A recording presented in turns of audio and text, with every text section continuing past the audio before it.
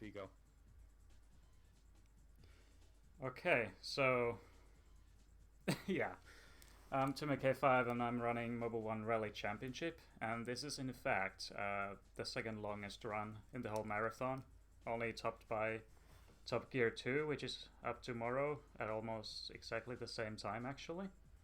So the estimate is 2:41 for this run. And this is a really obscure game, not a lot of people know about it, and I think they should, because yeah, the physics are weird and yeah, it's just an obscure game, but it's actually pretty fun once you get into it. Like, physics are hard to get into, but once you do, the game's pretty enjoyable. The stages are interesting and pretty long, and the graphics are fine. But the game was released in 2000, so that figures. And we're gonna go to the championship, and I'm gonna do all rallies in any percent. Basically, you could skip rallies because you can still win the championship. Don't have to do all the rallies, but I want to do them all, so we're gonna do them all. That's why the run is that long. And I am picking the Almera just because it has the most HP, and you know, it has pink colors, so that's cool. And then we're gonna do the setup. I think we're gonna go with these. Automatic. Driver name. And visual settings. I'm gonna show not my position, not checkpoints, or sorry, checkpoints, yes. I'm gonna show everything but the position. We don't need to see that, so you're gonna see checkpoints, so you can see where I'm at during the stages, where I stand, just for your information. And then pace notes, why not, because I might easily get confused. Speedometer is obviously important. Yeah, so when we go into the first stage, and the loading is quite long, it's like at least 20 seconds for each stage, so you could pretty much have a cup of coffee here if you wanted to.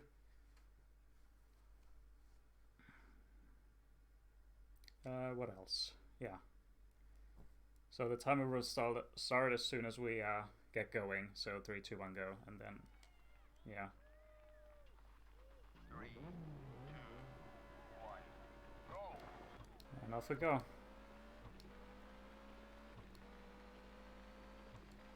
I think the car sounds are extremely disappointing in this game. Doesn't sound anything like a rally car in my opinion. That was a bad wide line. But we're still ahead by 1 second, so no worries there. But yeah, the physics are interesting. For the most part, you don't actually have to use the brakes at all, because just simply turning hard enough slows the car down a lot. So I'll only use it for hairpins and stuff, like here. Just a little bit, and then do the rest with steering.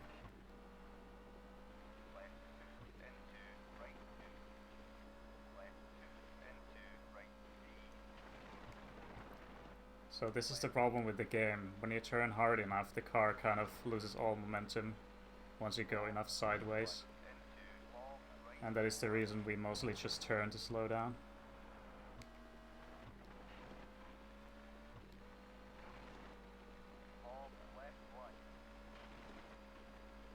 And as far as I'm aware, this is actually the only shortcut, like alternate route in the entire game. For some reason, only in the first stage. I've tried looking for others, but I haven't seen any.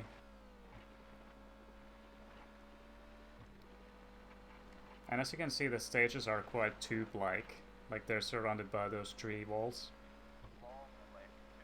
But that's what allows this high quality in the game. I think the game looks cool.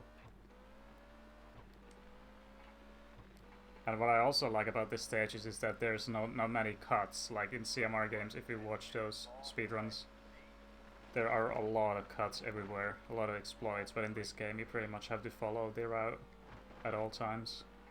Only some minor cuts here and there, but not a whole lot. And there we lost our bumper. Car looks kind of creepy without it, but we don't need it, it's just additional weight. And there you can really see the slowdown. You have to be really like gentle and careful with the turning. If you're turning just a little bit too much, you're gonna lose all speed.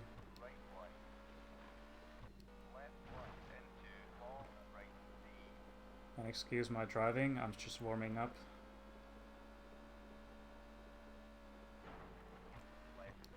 And those kind of dips are annoying when you basically just crash onto the ground. You lose all speed that way too. Like that. But yeah, first stage is nothing special, but as you saw, I turned on the difficulty to hardest and we're still easily winning. But there are stages where we will never win at. But the first stage is easy win. And there's our first stage. And you would have seen the results there, but obviously since this is a speedrun, I'll just go ahead and skip them. And then you see the results again in the menu in a moment. And we'll just skip them and go to the next stage. And another part of this run that I love is that it's so straightforward. You just have to press X in the menus and that's all. You don't have service area, you don't have to do any menuing at all. The game remembers your car setup, and that's pretty much the setups we'll be using.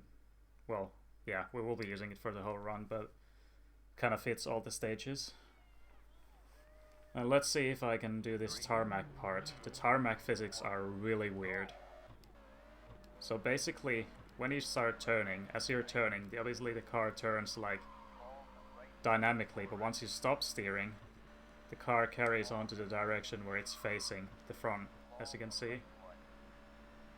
So it's kind of disorientating, but just have to get used to it.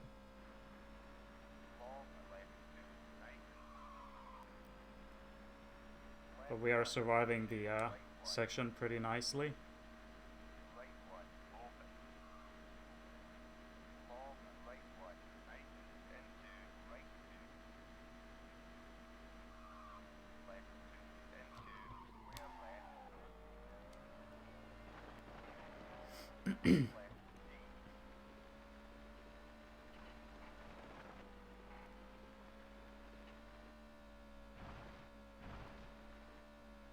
And off. Sorry. Yeah. Over the jumps we go.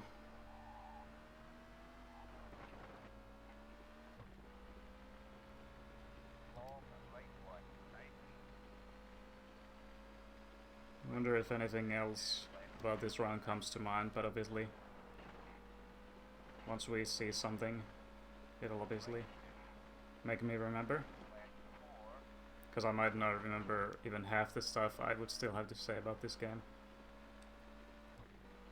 You know, once we come to the points, then I'll obviously remember.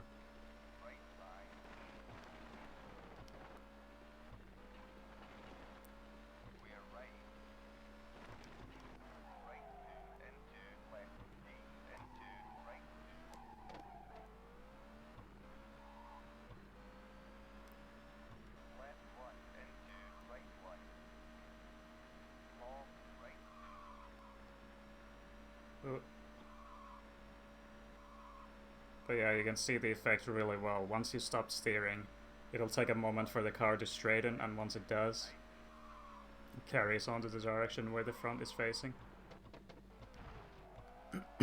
So it could have been done better, but that's just the way it is in this game. The ways of Mobil 1 British Rally Championship.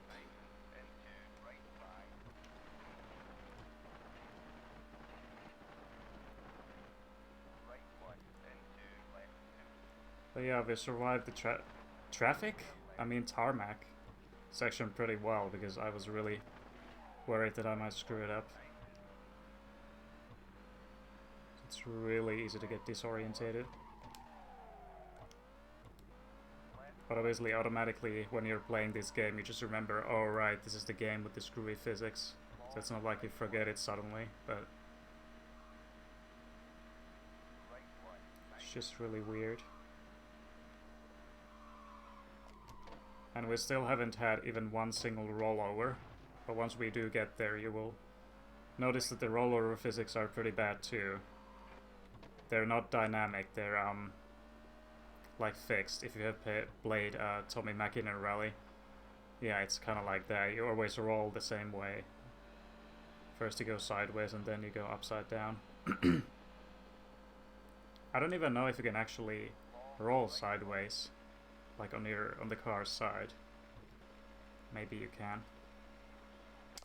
But as far as I'm aware, it always goes upside down.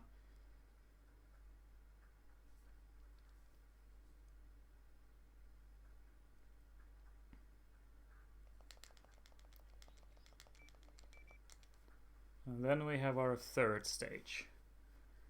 And the first rally is unique in the way that we have snow in the last 3 stages. So after this one we have snow. No other rally features that. And the snow physics, if you felt that the tarmac physics were weird, then snow physics are even weirder. And you'll see after this stage what I mean. 3, 2, 1, go! Right 4, 90. Square left. Right D.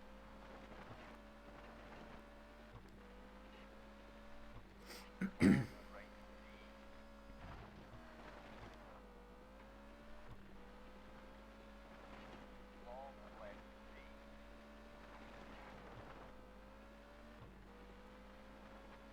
Right 4 into long left D. That's slow down. Turned too much. Oh yeah, I was meaning to say about that. The game does actually have like dynamic steering, not like on and off, like digital.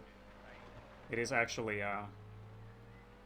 dynamic in this game, but it's very seamless. Like there are like 3 different degrees of rotations aside from obviously going forward, like 3 different positions for the front wheels, but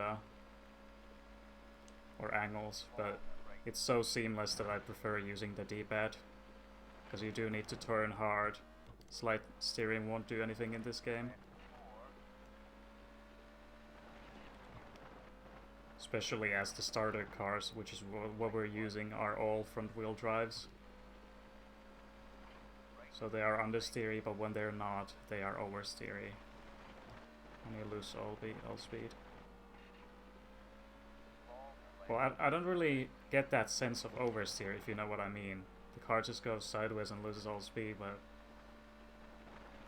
by the oversteer I obviously mean the slowdown when you turn hard enough and go sideways.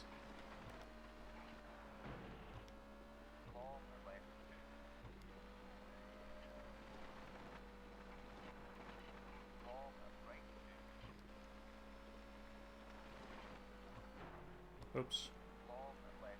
Well, could have been worse. We could have rolled, right?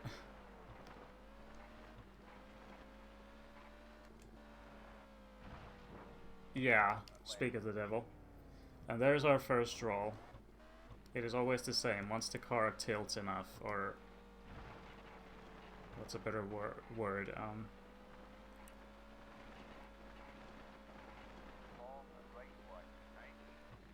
Well, either way, you know what I mean. Once it goes past that, like, edge, there's no coming back. It'll roll over, and that's just the way it is. And before the stream I was like, can we finally get a run without any rolls at all? Won't be happening this run, I'm afraid. We just had our first roll. But I would like to get one of those runs someday. Sometimes it's just impossible to avoid that from happening. So banks and bankings are the salt in this game. You really need to see and be aware of them. But we're still leading, but of course that's... yeah, difficulty isn't the hardest in this game. But the rollover probably cost us like 5 seconds, just because it takes so long to respawn. or for the game rather, to reset the car.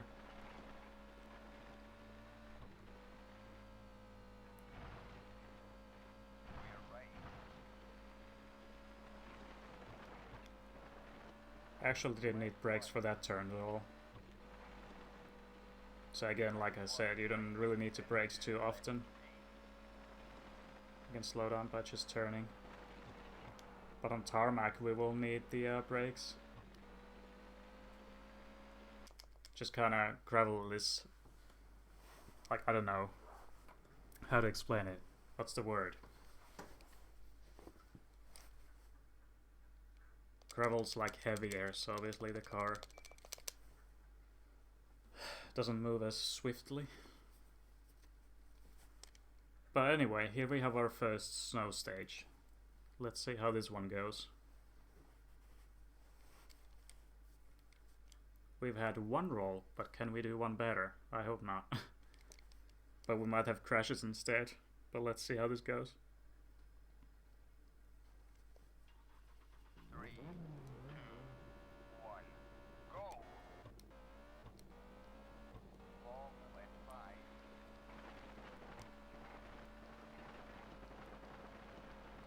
Right 2 into left D.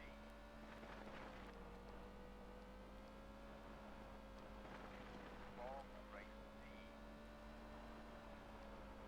Left 1 tighten.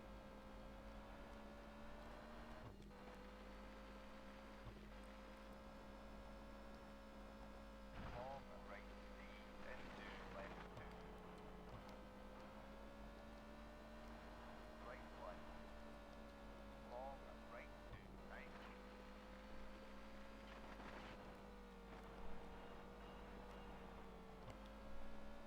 Long left D. Long right 2. So here you can see the snow physics, how they work. You pretty much have to go sideways just to go straight. Or at least moderately straight.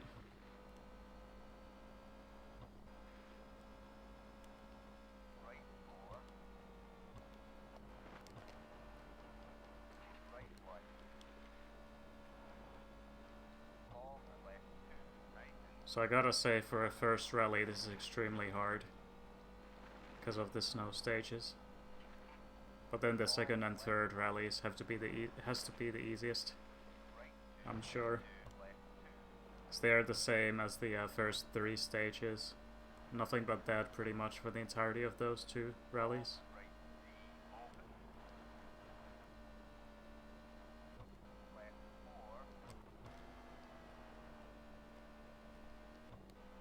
Long right 1. And we are leading by 400s. It's not a whole lot, but the AI is a lot better on snow for some reason. Long left D. And that only adds for the difficulty.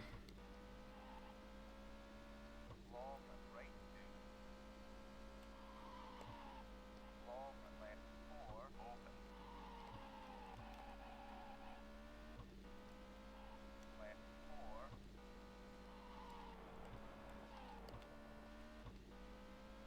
Long right 2.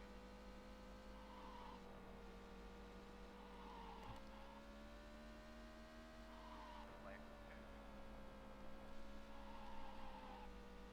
Long right 2.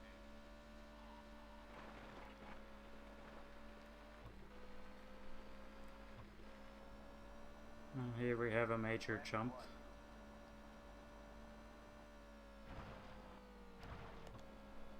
Or at least we would have hoped. But sometimes the crests can be deceiving, like, oh shit, we're gonna... Oh.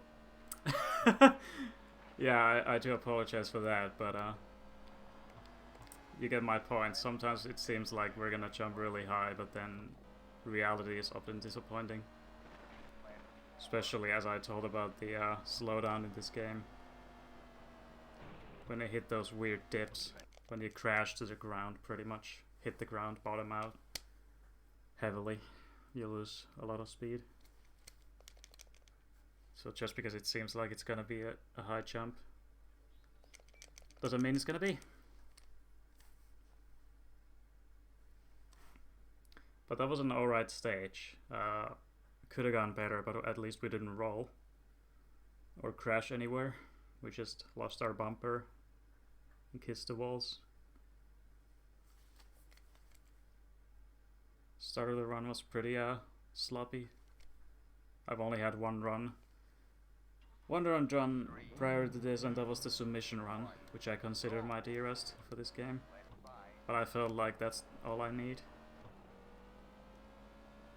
And I certainly can't expect to be doing a PB run. But I'll obviously try my best.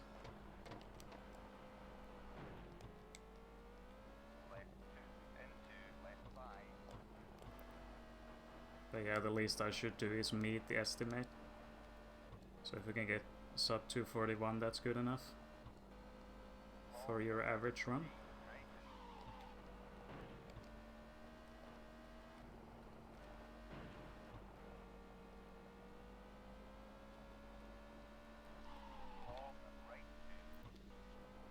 And this game also has a PC version, which I haven't still tried. I would want to try that. People say it's a lot better. I could easily see why, because of these physics. And you know, PC should always be better. PC Master Race. And the stages are longer on that game, but there are less. And in this game there are more stages. Should actually have a word about that. So there are 6 rallies with 6 stages each. So after this one we have our last stage for the first rally. Oh, jeez. Didn't slow down really, or just didn't turn.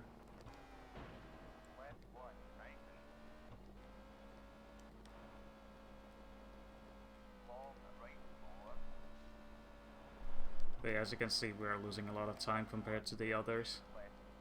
Just because the snow stages are impossible to master because of the physics, so you just hope to do your best.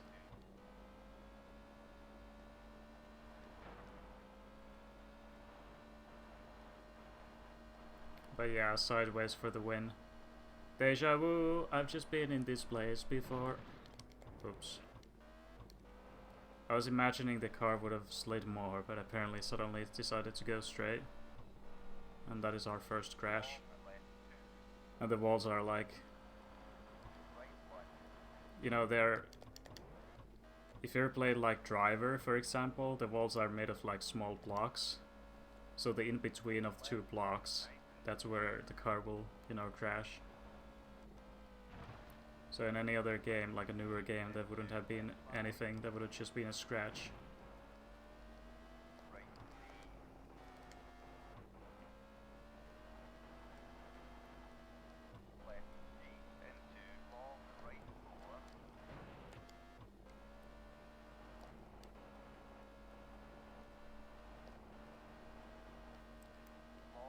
And I do apologize if there's like a lack of commentary, but it's basically a combination of me trying to focus, and since it's my first time being part of a marathon, slightly nervous, but good thing I don't have to be going for a PB run. If I was, then I wouldn't have taken part, because I know this run won't be anything special.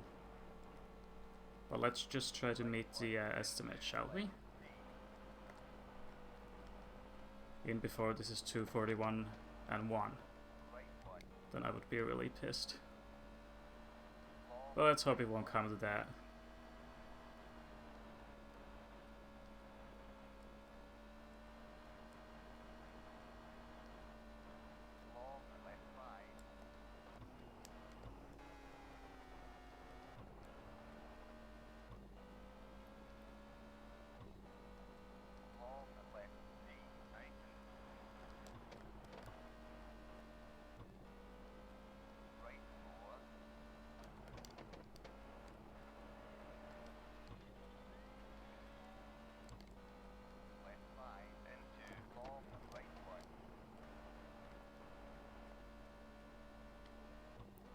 But yeah, if nothing else, I gotta say that this game looks pretty good.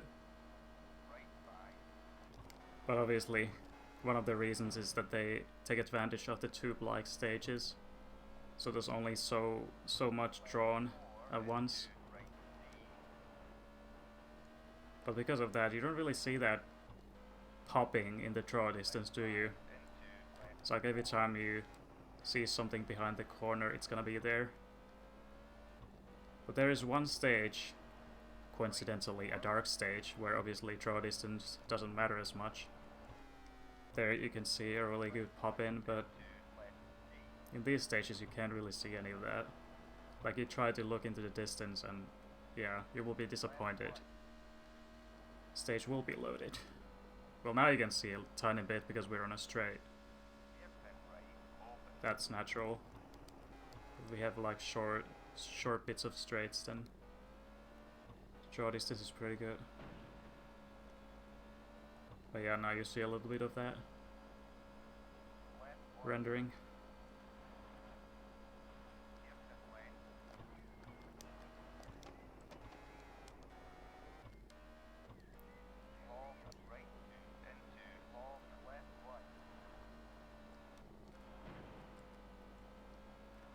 So yeah, we were like 5th there, I think. Not a really good stage, but even if we had avoided those crashes, I think we would have still been behind the first. Snow stages are pretty hard to win. Don't remember if I won that first snow stage, but I think I did. But not by too much. Like couple seconds, 3 at most. But now we lost by like 10 seconds. Obviously a result of those crashes, but again, even if I hadn't, I think I would have still lost. Now we have some fog effects, which is done pretty nicely too. The only shade of black you see is the shadow, which is like nearly unaffected.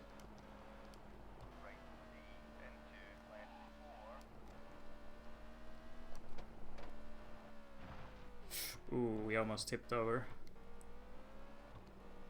You sometimes have those mini heart attacks during the run, because you never know when it's going over the limit and then finally tipping and rolling over.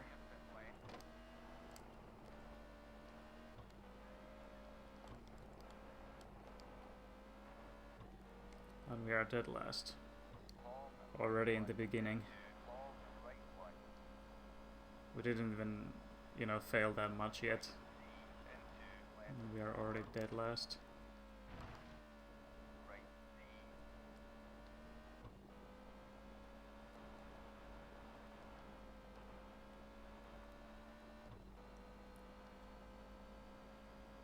Now we caught up some ground.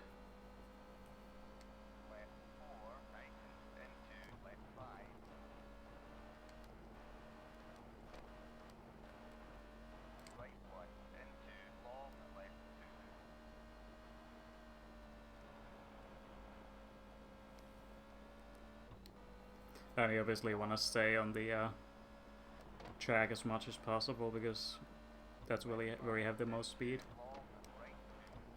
So even if something is cop worthy, you might want to think that over, because you might get so much slowed down that it's not worth it.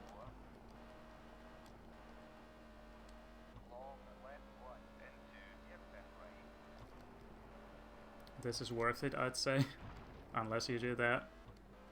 Too much speed. But yeah, just for reference, that was like one of the biggest cuts in the whole game. So that goes back to me saying that the run is really straightforward and there are not a lot of exploits. Obviously here would be another, but I think, yeah, there's some banking. So I didn't want to take a risk.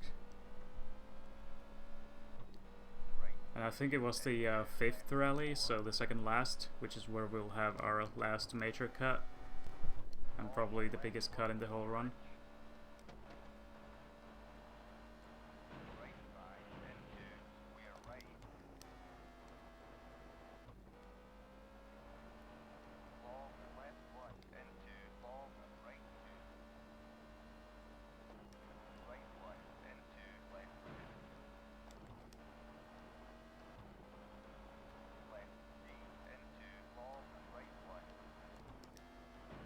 Oops. But yeah, sometimes you just can't tell the limits, like when you're going too fast or when the angle is too low. And that's why these snow stages are a disaster. You have to both adapt to the physics and then situationally know what's the best move. And it's like you have a lot of wheel spin and like torque on snow. The car just keeps going and doesn't want to stop.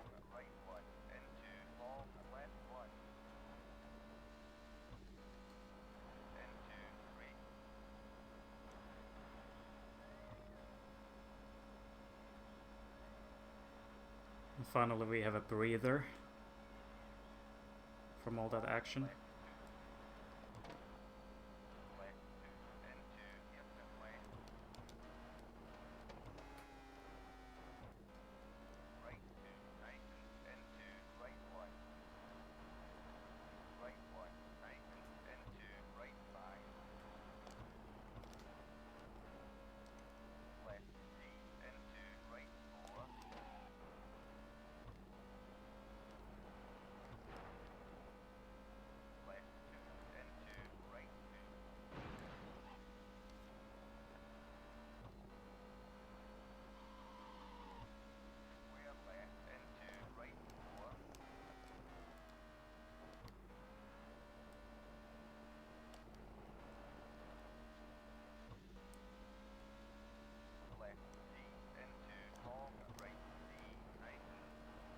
And I think we're just about done with the last stage of this rally. And second rollover. Because that bank was there. Should have gone slower or just stayed on the track, but you know, I blame the snow physics. They're just such a pain. But you can't blame the guys from trying to bring you a difficulty. Like a challenge. But yeah, it's just... These are not very convenient or comfortable physics. Let's just put it that way. You really need to learn them and get into them. But the snow physics are not my cup of tea, so I don't want to practice them if I really don't have to. But yeah, that's our first rally. And thank God we are done with the snow stages. The only 3 found in this rally. But the next 2 rallies are gonna be pretty much a breeze. Like nearly 100% gravel, and the stages are pretty okay. So now we get to have a little breather. If the snow was too demanding.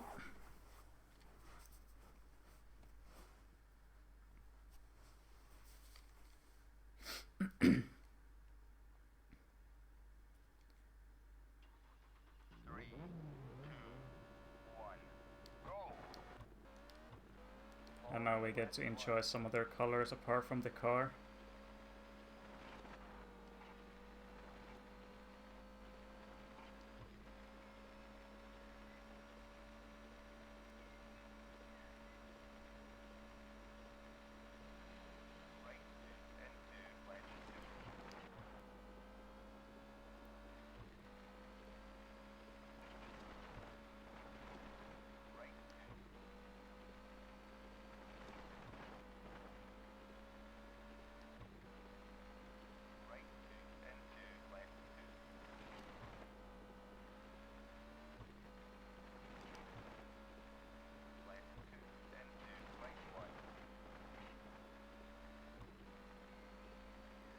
But yeah, now that we're on the more easy stages, to just take a deep breath, inhale, breathe out, and just enjoy the scenery.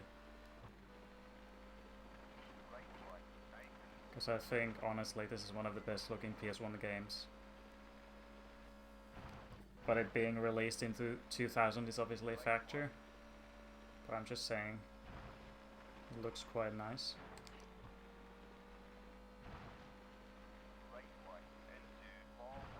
If only the physics were, you know, the same kind of scale. going hand in hand with the graphics. You can still master the physics, it's just a matter of motivation and willingness to adapt.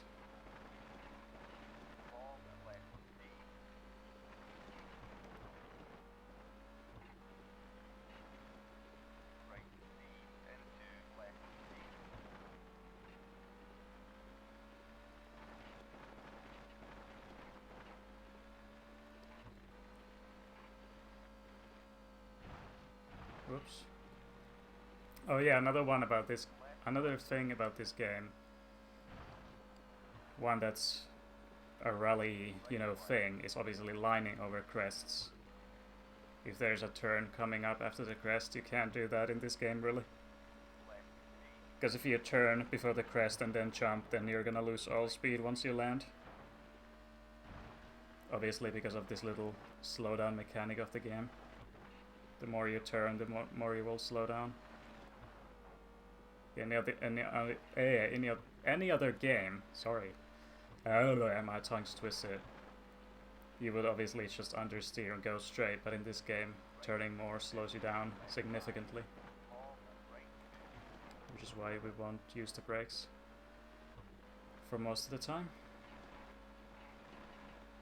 But yeah, the crest lining is like absent in this game. You pretty much have to go nearly straight over the crest if you want to keep your speed, even if there is like a hairpin coming up.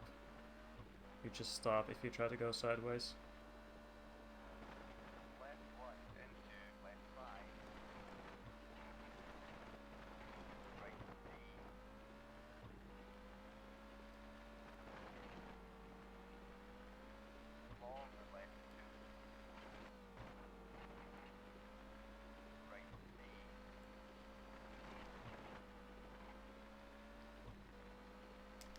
And that is our first stage, and that is a testament to this whole rally.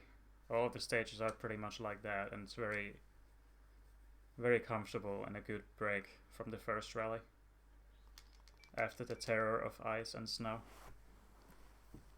Should open my drink. They're already starting to dry a little. That's better.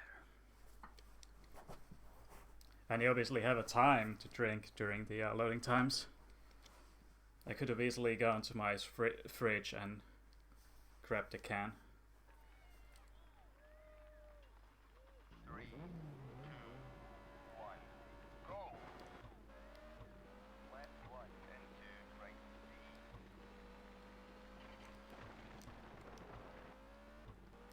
Left 1. And I love those little rays of sun that you can see against the tree background. In my opinion, at least, the lighting effects are done well in this game. Not only are the textures high-res or just nice looking, they also have some effects in this game. And you'll see that really well on the third rally. When there is a sunset going on, you can actually see the sun peeking from behind the trees, and you can see the lens flare and everything. Left 1, right 4, long right 1, left C into right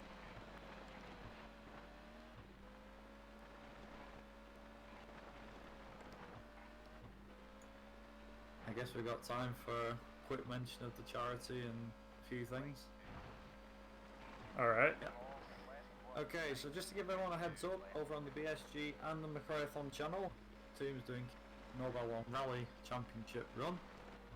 We are raising money for the Dutch Cancer Society, which is a nationwide organisation committed to fighting cancer while aiming for a better cure and a higher quality of life for those already battling the horrible disease. All of your donations throughout the 2 days of McRaeathon 3 will be going to the Dutch Cancer Society. It's harder to say these days. The other thing as well to mention is that the BSG guys, for allowing us to use their channel and allowing us to use all of their equipment as well. Again, like I said, allowing us to use their channel, to use the hub and everything like that, and to broadcast it to a bigger audience.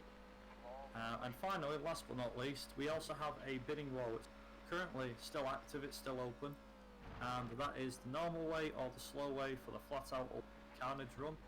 That is currently ongoing, and that will be happening after this run, I believe. Oh, sorry, not after this run, sorry. After the Top Gear rally run, so you've still got a few hours yet before that run, but that will basically allow you to, if we hit the goal, what will happen is you'll basically change that run slightly. So what I mean is, the runner will be using some of the slower cars rather than cars, and that will basically make the run a bit more interesting, a bit more challenging for him. And that's pretty much it. Just thought I'd get that out there real quick. So I'll leave to do his run. Yeah, no worries. It was getting pretty quiet anyway, so I don't mind that little pump in the action. Good timing then, I guess. But yeah, you could see that crest lining on that one stage, the previous stage that is, and it completely slows your car down if you try to sort of line over the crest. So that was a mistake on my part, but I just, obviously there was a turn during the crest, so I kind of had to do that, but yeah, I had no other choice. But optimally I would have kind of gone to the outside, then go straight over the crest, but what can you do?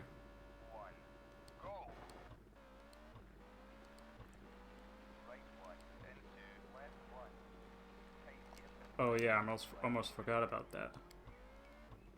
As soon as I was heading to the left turn, I was like, wait, isn't this the part where... Oh yeah, it is. And that is one of the more major cuts in the run.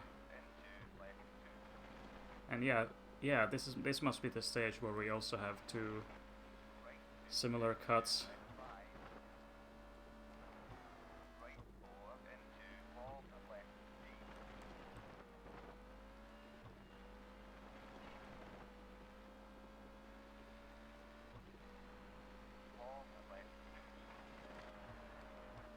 Oops.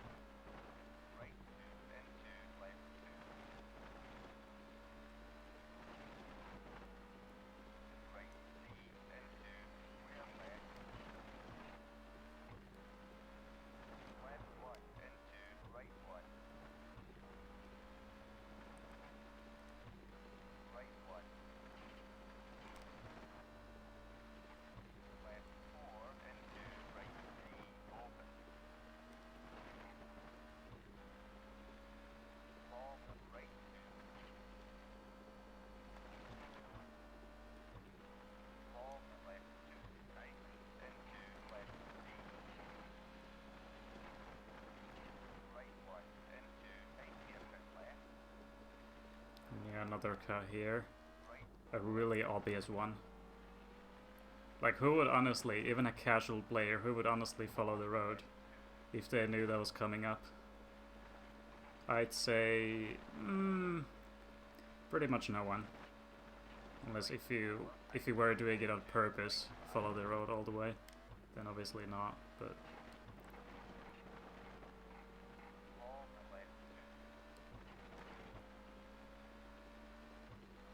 after we're done with those kind of cuts, it'll be a long time until we see another one of those again.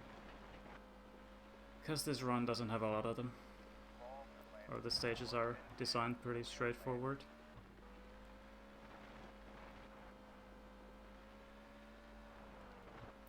And yeah, I also find it weird still that only the first stage has a shortcut, like an alternate route.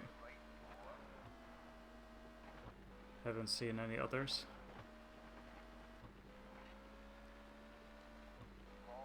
Yep, you're in the right place if you're looking for rally. You'll find plenty more of it in this marathon.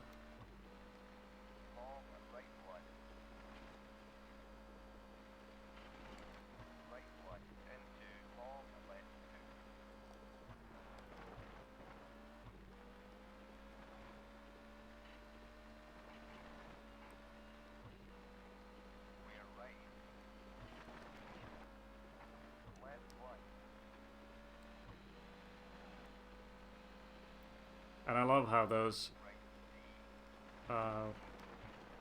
what's the tool again? Chainsaw? Yeah. I love how those chainsaw sounds were projected from the logs.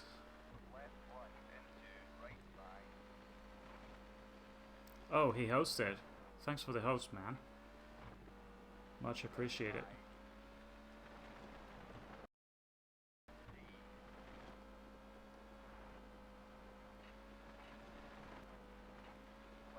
For the background noise. Yeah, we've just had a 8-2 host off GT.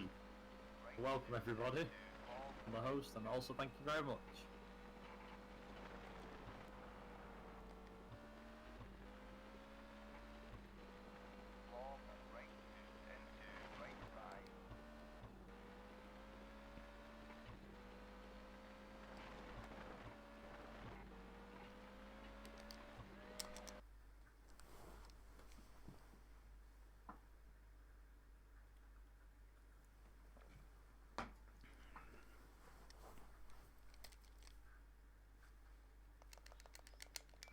I kind of like that loading picture, actually. It kind of gets burned into your mind. It's the same picture, obviously, as in the cover art of the game. They really love to promote that Ibiza. Or Ibiza, however you want to pronounce it.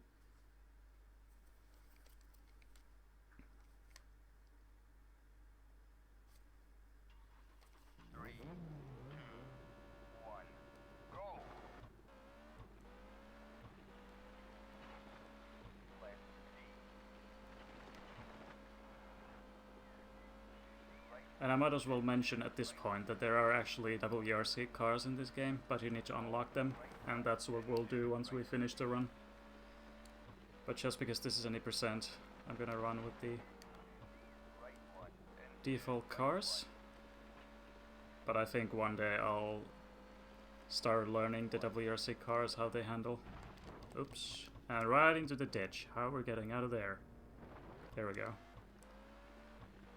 Bystanders helping us out quite fast too.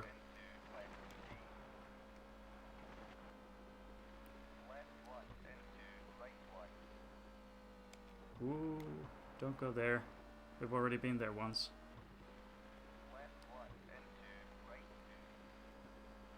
But yeah, one day I will start learning the WRC cars because they will be significantly different and also probably faster.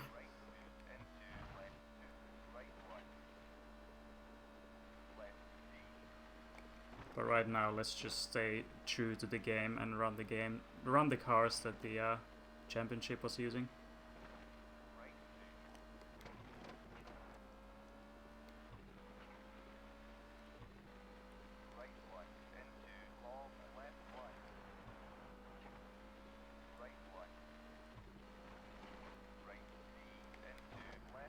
And I still don't know what's actually the fastest car to use for the run.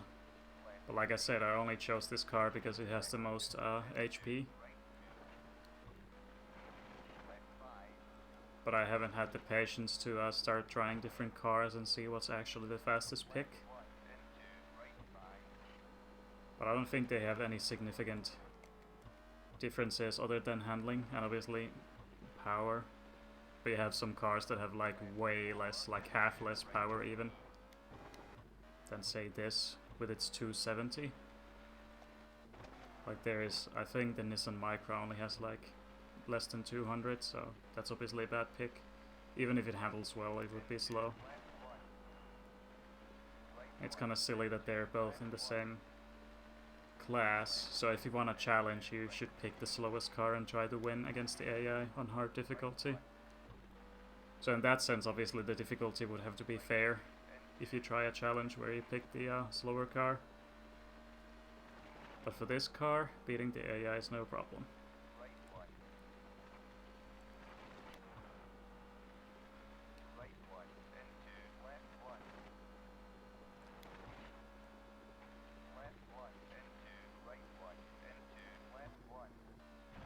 Ooh, that was close. We almost rolled over.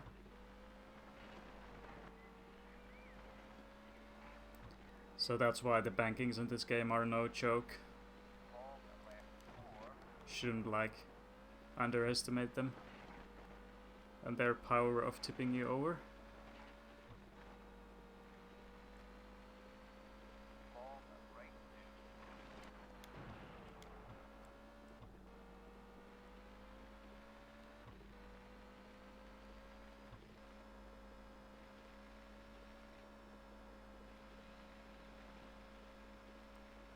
And as far as the scenery goes, I think they pretty much nailed the British and Welsh and whatnot atmosphere. Left 1, Trees everywhere, right 1, log piles, left 1, lots of gravel roads. long and left 1, So I think the scenery would also go for like Finland. If you didn't know any better, this could easily be Finland as well, but you know, this game looks good and the atmosphere is spot on. And later on, starting from the 4th rally, we will see town sections with trees and fields.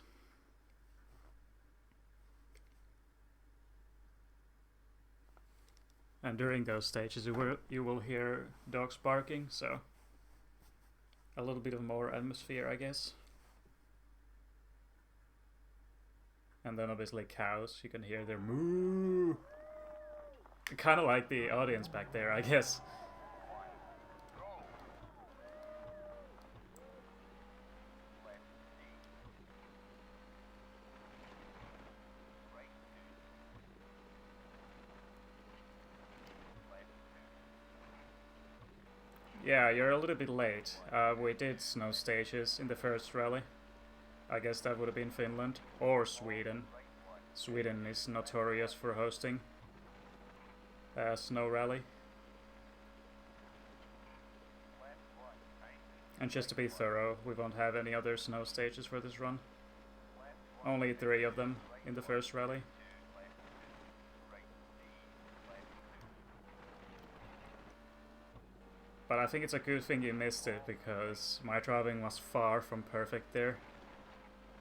The snow physics are so weird and so hard to get into that I'm just glad we're done with them now. Yeah, probably. Especially during the snow stages, it was like, come on, you can do better than that. I'm trying! Leave me alone, I know what I'm doing, I guess. But you can't really leave me alone, I need those pace notes. So unfortunately, I need you along for the ride. right 2, left D, and 2, right 2, tighten,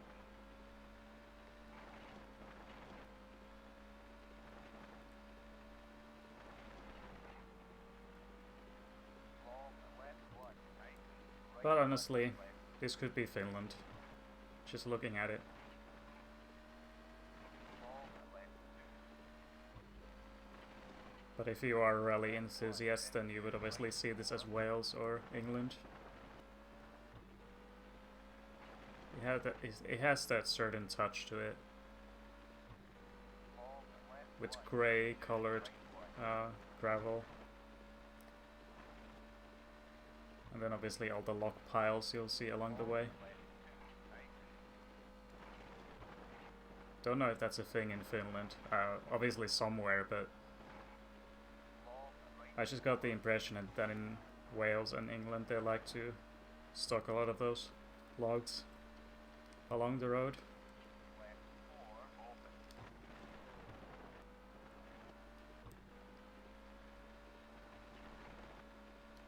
left 1, and 2, long and right 1,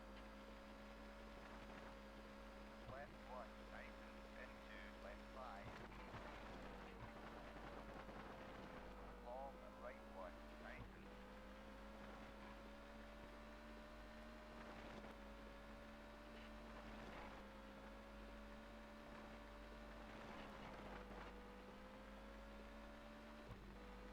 hairpin right, and 2, long and left 2, tighten, Yeah, like I said, this is pretty much England and Wales.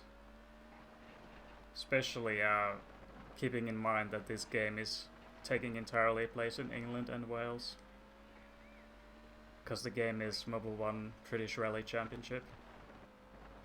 So we won't be moving out from that island. We'll be staying on it.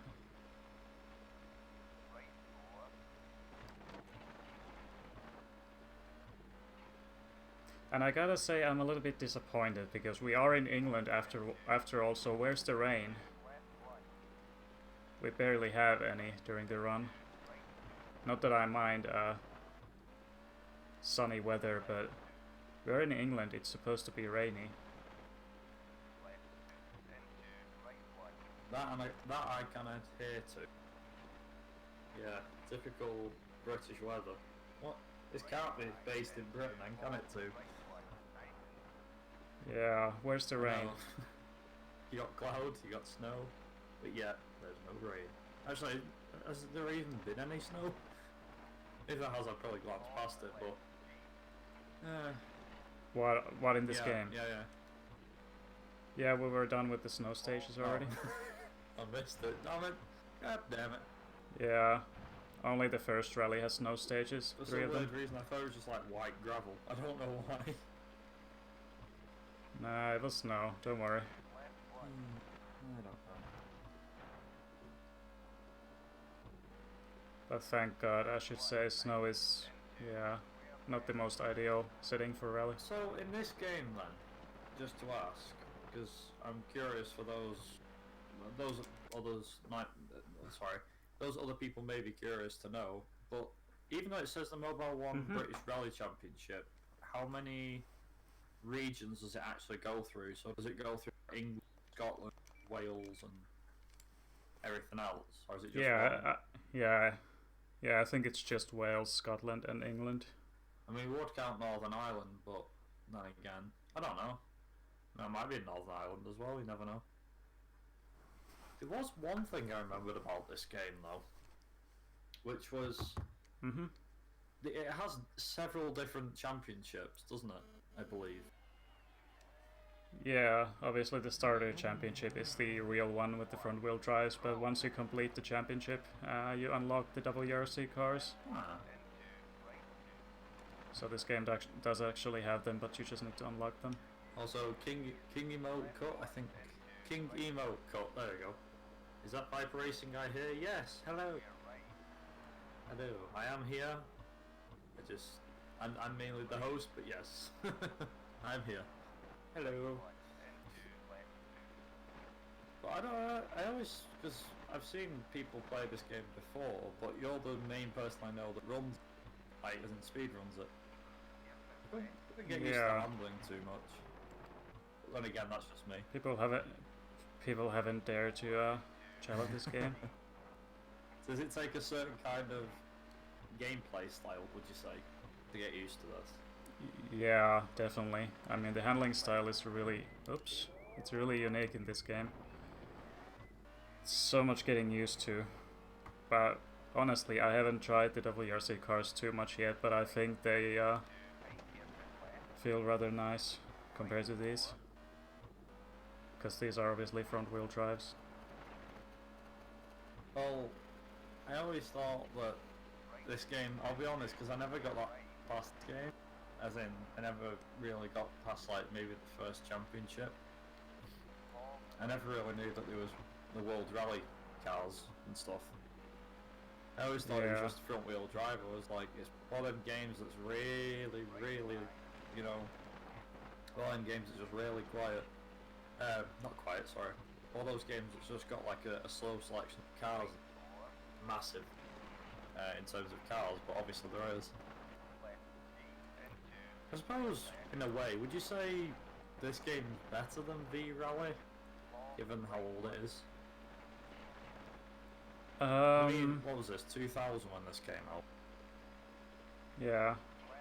It's kind of hard to compare because both games are really unique. They have their own handling style, but I think in a way this game's better because V-Rally 2 has really bouncy and soft physics. Yeah, I think V-Rally's more... I mean, the second one, the car tends to bounce around, whereas the first one, the car just tends to stick to the road and it's kind of all over the place, when it isn't. Really strange. It's a weird mechanic to get used to. But, never mind. I mean, But I think like the handling itself in Rear Rally 2 is okay, but it's just the you know, suspension that sucks in the game. But the handling is okay. Like you can maintain some drifts and yeah, well, that's true. Yeah. that sort of stuff. But the suspension is just could have been executed better in that game. Well, the other thing to mention as well is that speaking of V-Rally, I think it's probably worth us mentioning. There will be a V-Rally happening tomorrow for those that don't know, between myself and Joseph, Joseph733 to be exact. It might still be it might be a solo run at some point, we don't know. At the moment it's a race, but if things go amiss then it could potentially turn it into a solo race, in which case it's not all too bad. But in terms of the rally games you played to, which one was your favourite to play out of the ones you played? Say, I'll narrow it down a bit for the ones that you played for the original PlayStation. Well, I never really played a lot of rally games back in the day for PS1, but I guess this one's like pretty interesting because it's less known. It has a unique handling to it, but obviously the CMR still wins. So you'd still say CMR 1, God Prairie Rally 1, I mean? No, I mean CMR 2. CMR 2. Ah, okay. So that game is obviously better. Yeah, I mean, well, if we're talking PC versus PlayStation, I think it's an unfair contest, but I think for a PS1 game it's still pretty good. I mean, personally, looking at this game, it looks pretty good quality-wise. I've always thought V-Rally 2 was better than anything else, but then again, that's just me. The handling's Yeah, I thought it is there or thereabouts, and it also depends which version you play to. Because V-Rally 2 have all them different, all them different, what do you call it? Different, can't say it now, platforms and versions. And the sound there in the background is what we'll be hearing in the 5th rally. But yeah, I was about to say, I thought too that V-Rally 2 looked like a nice game, but honestly I like this game's look better. Then again, it came out in 2000, but yeah, it looks pretty good. Yeah, mate. So at least this game did something right. If the physics are pretty weird, then at least the graphics are satisfying. Yeah, that's true. That's true. But yeah, supposedly people have told me that the PC version is a lot better handling wise. I'm still yet to play it, but that's not hard to believe because it's PC.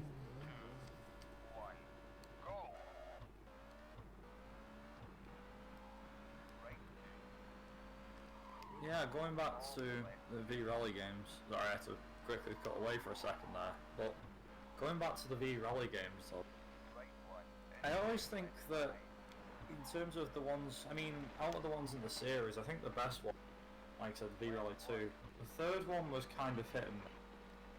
The first one was, it's weird because, you know, when some games do it right, some games don't. I think V-Rally was one of them that just it was hit and miss. Yeah, thankfully I never played the first one because I hear it's just utterly bad, like a budget game, or something. Yeah, it's literally a case of weird handling physics and that sort of stuff. I think I'm gonna say, surprisingly, I'm not the only person to have run that game. I was originally the only person that ran it, but somebody else has decided to take on that challenge now. So I'm happy that I'm not alone, which is good. Yeah, you were alone probably for a reason, but yeah, we'll keep that on the hush hush. Speaking of rally games and well, racing in general, King Emote posted a couple of interesting things, saying, in my opinion, V-Rally, at least with 3, is a pretty good rally driver management sim, but the rally itself is mostly passable. And still, speaking of V-Rally 4 was botched. Ah, yeah, because you picked it up, didn't you? You bought it.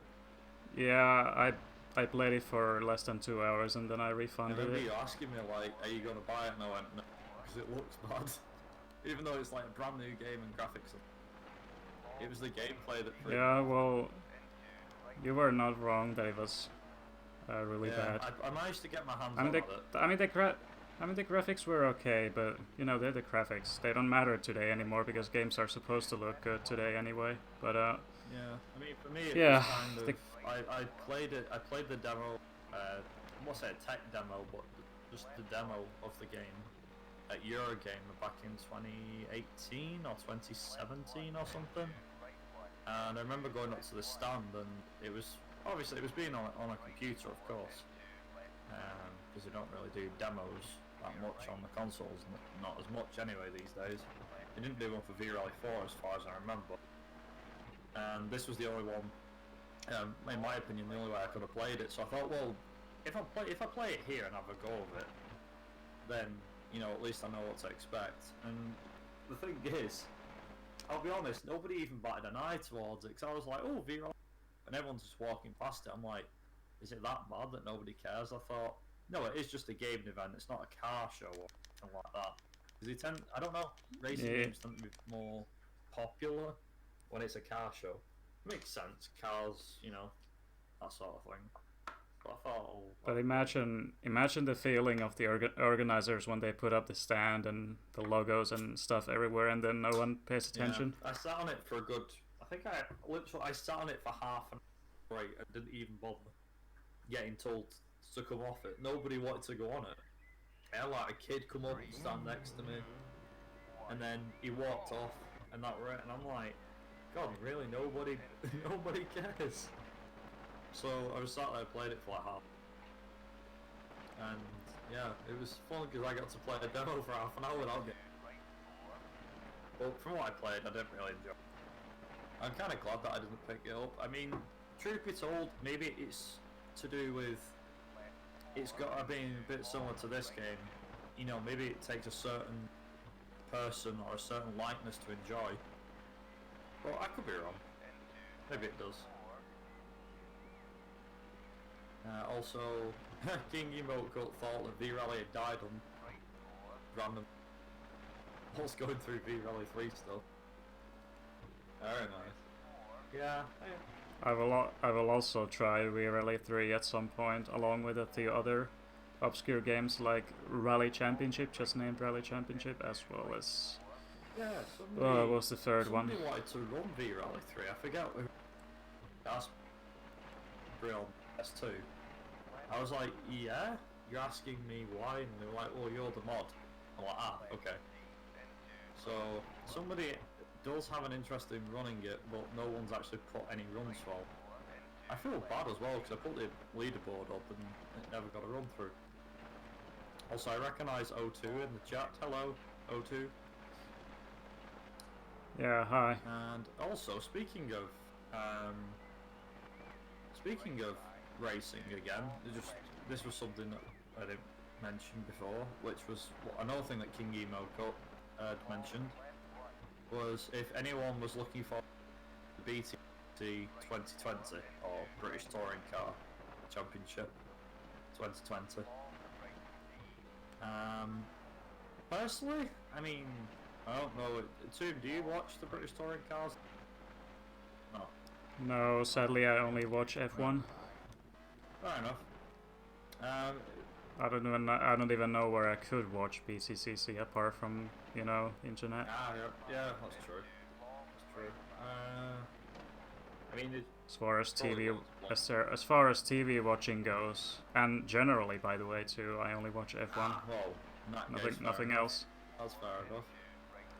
I mean, in terms of the British touring car, I'd say you're missing something, if I'm being honest. I mean, no offense to those that watch like NASCAR or stuff like that, but I don't know, British touring car's pretty good. I got into it last year and just because I'd not really taken an interest in it years prior. There's only one thing that I actually took an interest in, that was like the late 90s. The touring car games were out, and I've picked up the reviews for the 97, 98 and 99 season, but that's only because, like I said, they were on the Toka 1 and Toka 2 touring car games for the PS1. Yeah, sorry. Yeah, if you mean VX, if you mean like a head-to-head race against someone else, no, this is just a singular speedrun, but it's still a race technically, as Bad Kayara said. Yeah, he's just going as fast as he can to get through. Yeah, it's a race against myself. I'm here for co-commentary and to talk about a few things too. Yeah, you could get the pace notes a little bit better, but I mean, there's a few things on rally games and racing games that were pretty good back in the 90s. I mean, we could have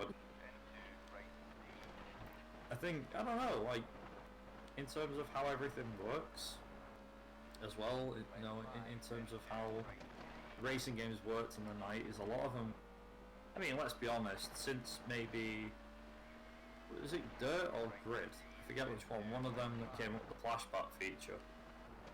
Up until that point, racing games were tough, if I'm being honest. They were long, they were tough. well, generally games back in the day were tough. They weren't holding your hands much. This is the thing, it's like, since they've had,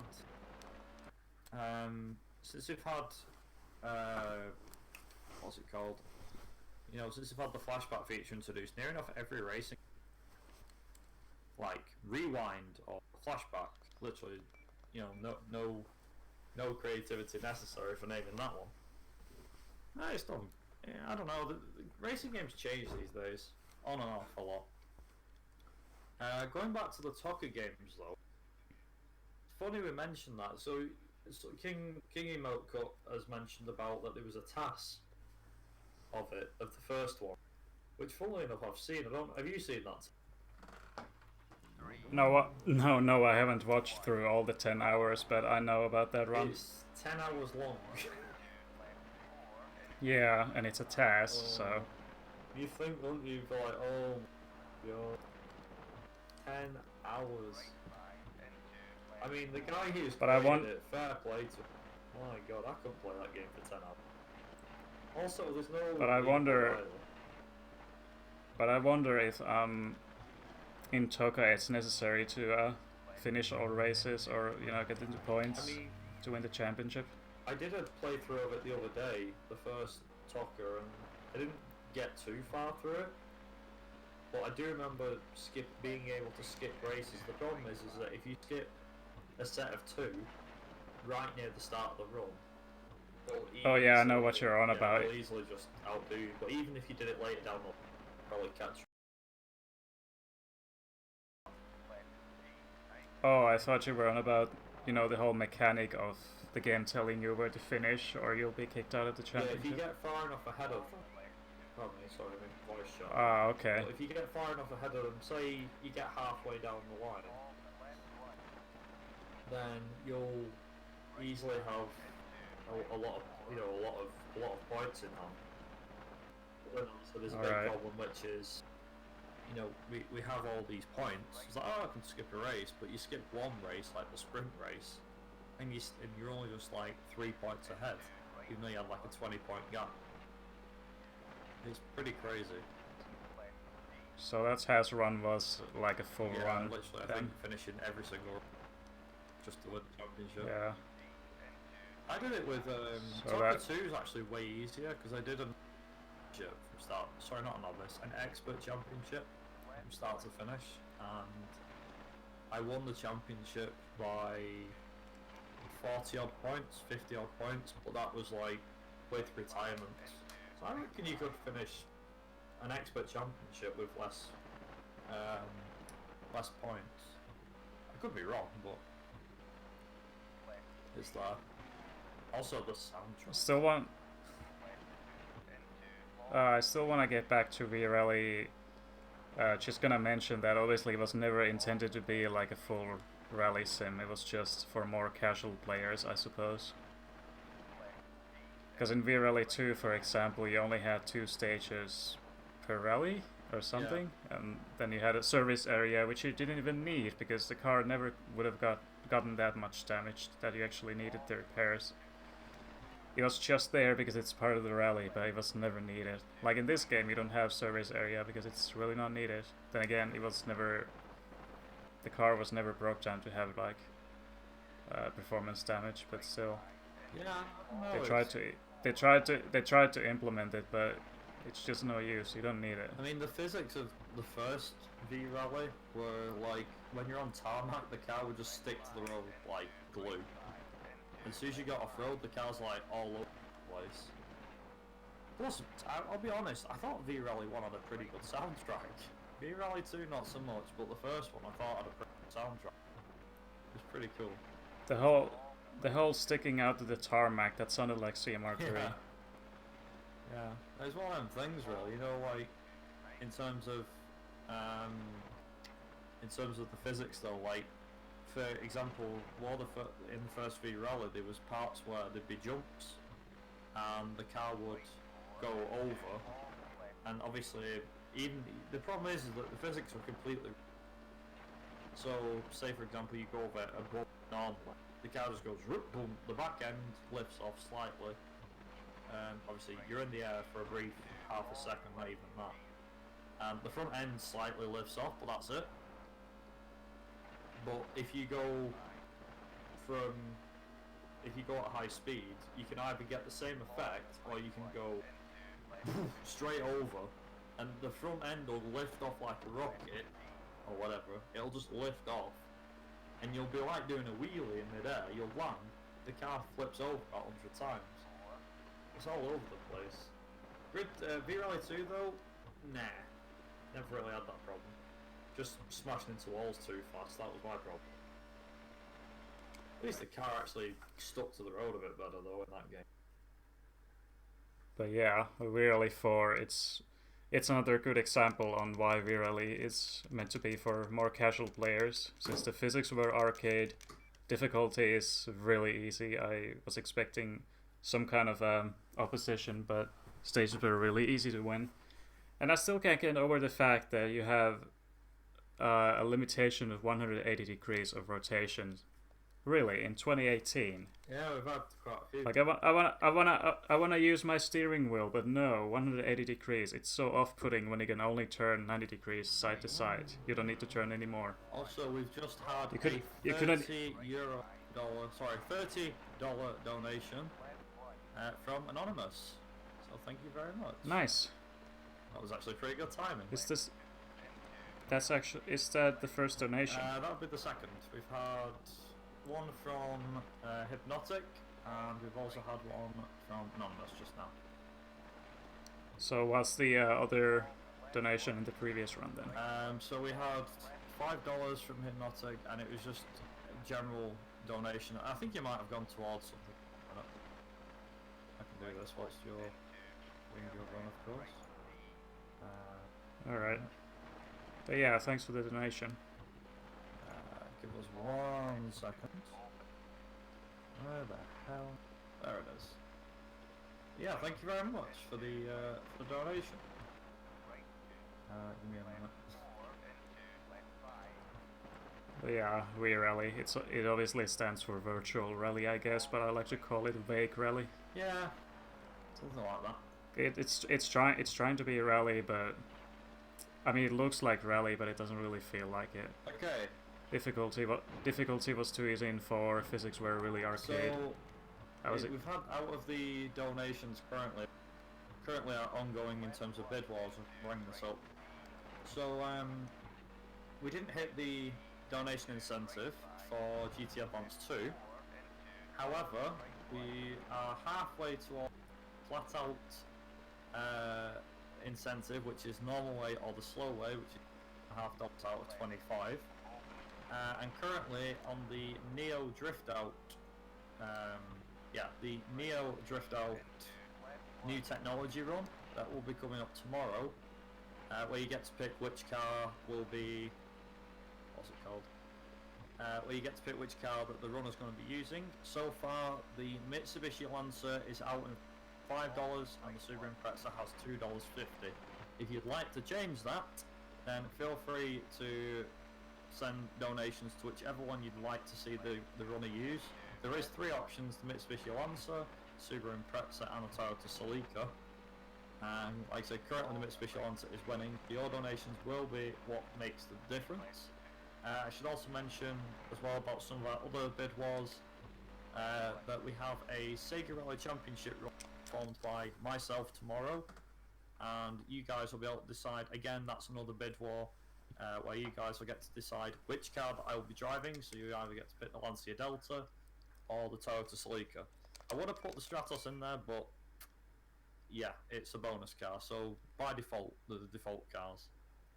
And for the Top Gear 2 bonus run, we are $15 out of 25, far away from matching that. So keep those donations coming in, and yeah, thank you very much so far for all the donations. 3, 2, I mean, I think we could probably talk a bit more about V-Rally, I suppose. I don't see why. I think V-Rally is virtual rally, isn't it? I think that's the reason why it's Yeah. called there's a V. It's never been like sorry, what's the word? Like it's never been evaporated on what the V actually means, but I think it's just virtual. That makes sense. Do you know what really, and I don't know about you, but do you know what really annoys me about V-Rally? It's not the series, it's how EA got involved and messed everything up with the first 2 games. So, for those that are unaware, I'm pretty sure Toom knows this, but for those that are unaware, when V-Rally got released in Europe, so this is including the UK obviously, but we're going to ignore what's been going on recently.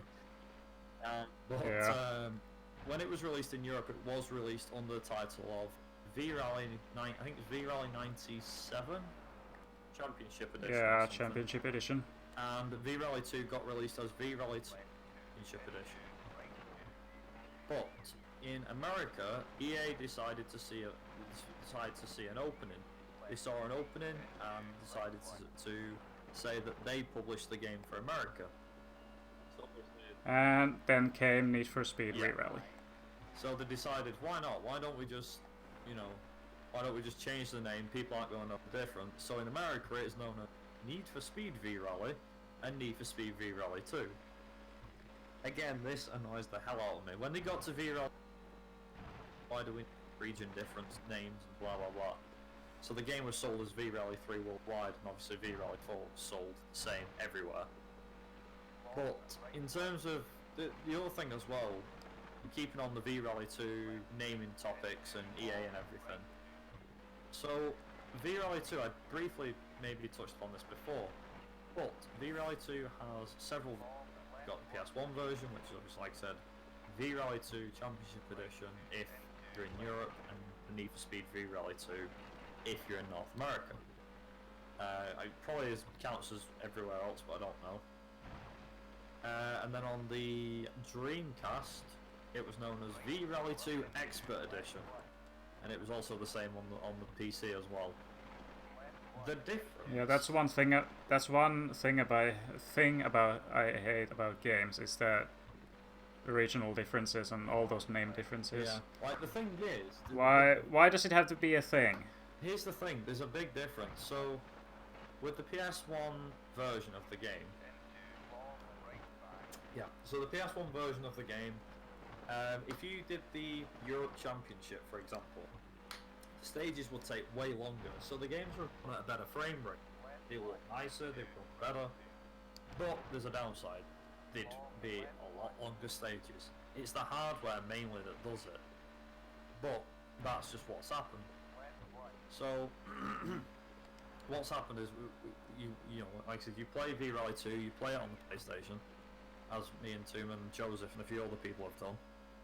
And long story short, you do the European Championship, and a speedrun of that on whether you're playing it on PlayStation, it's around less than easy.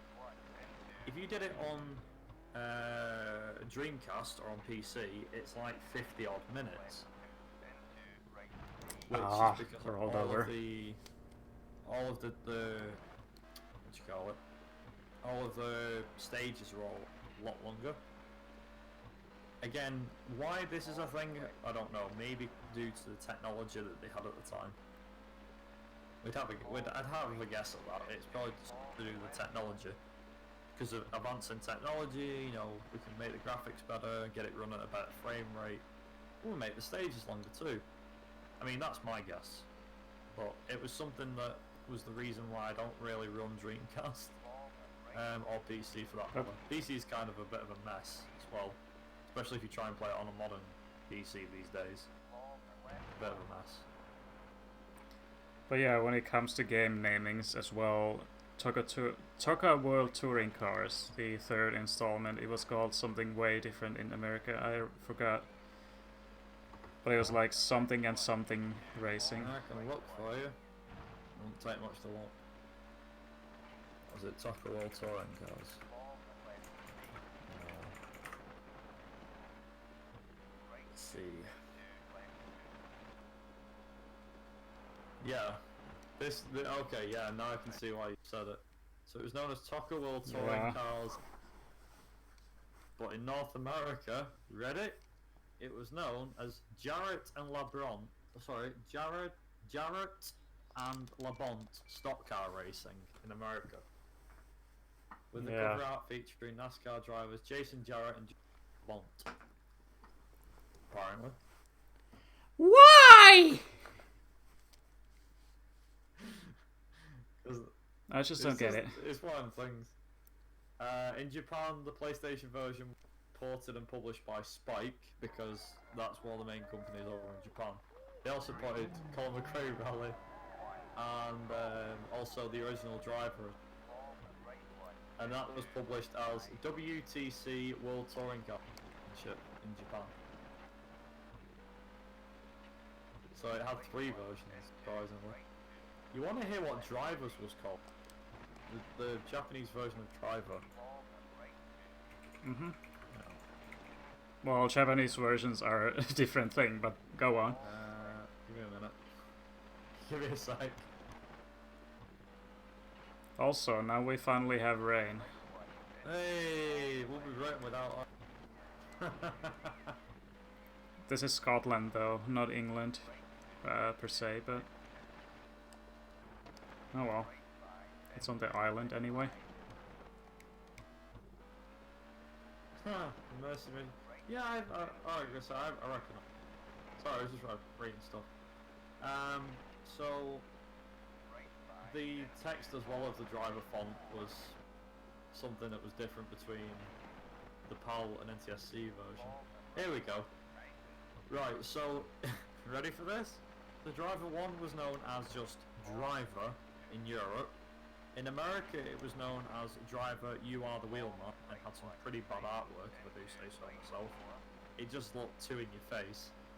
And my personal favourite, which is the Japanese release, is Driver, Senryu Car Chase Dag... I can't even say the last bit. Dasakutsun. I feel I butchered that way badly. Well, the Driver one cover that was released for Japan actually looks pretty good. It was my favourite cover. I actually like that. I actually had a look to see if there was any in particular what do you call it, region differences for the games, like the certain mission skip and stuff. Turns out it's just the same game. Frame rate's about the same as the NTSC anyway. I mean, it is. I would have lost it if the Japanese version featured Tenor's face actually having like anime eyes or whatever. You might have done, you never know. It was released a lot. Sometimes they do that, especially one example, Crash Bandicoot. They completely changed the look of Crash. Because of localization, Japanese people are different, so they require different it's to do with his eyes. versions of the characters. He looked like a murderer. So they had to change it. Personally, I don't see a problem. I see it as more... He looked like cartoon. He looked more like a cartoon character with his eyes than an actual game character. I don't know. And it's kind of ironic that Japanese people want to be protective like that when they are the country that are known for 18 plus. So what are you trying to protect? I don't know. Also, so it's I might as well just copy it in the chat. This is literally the title of There you go. That's what it. Yeah, I know. I was just giving an example that Crash was changed. I know about Spyro too, but yeah.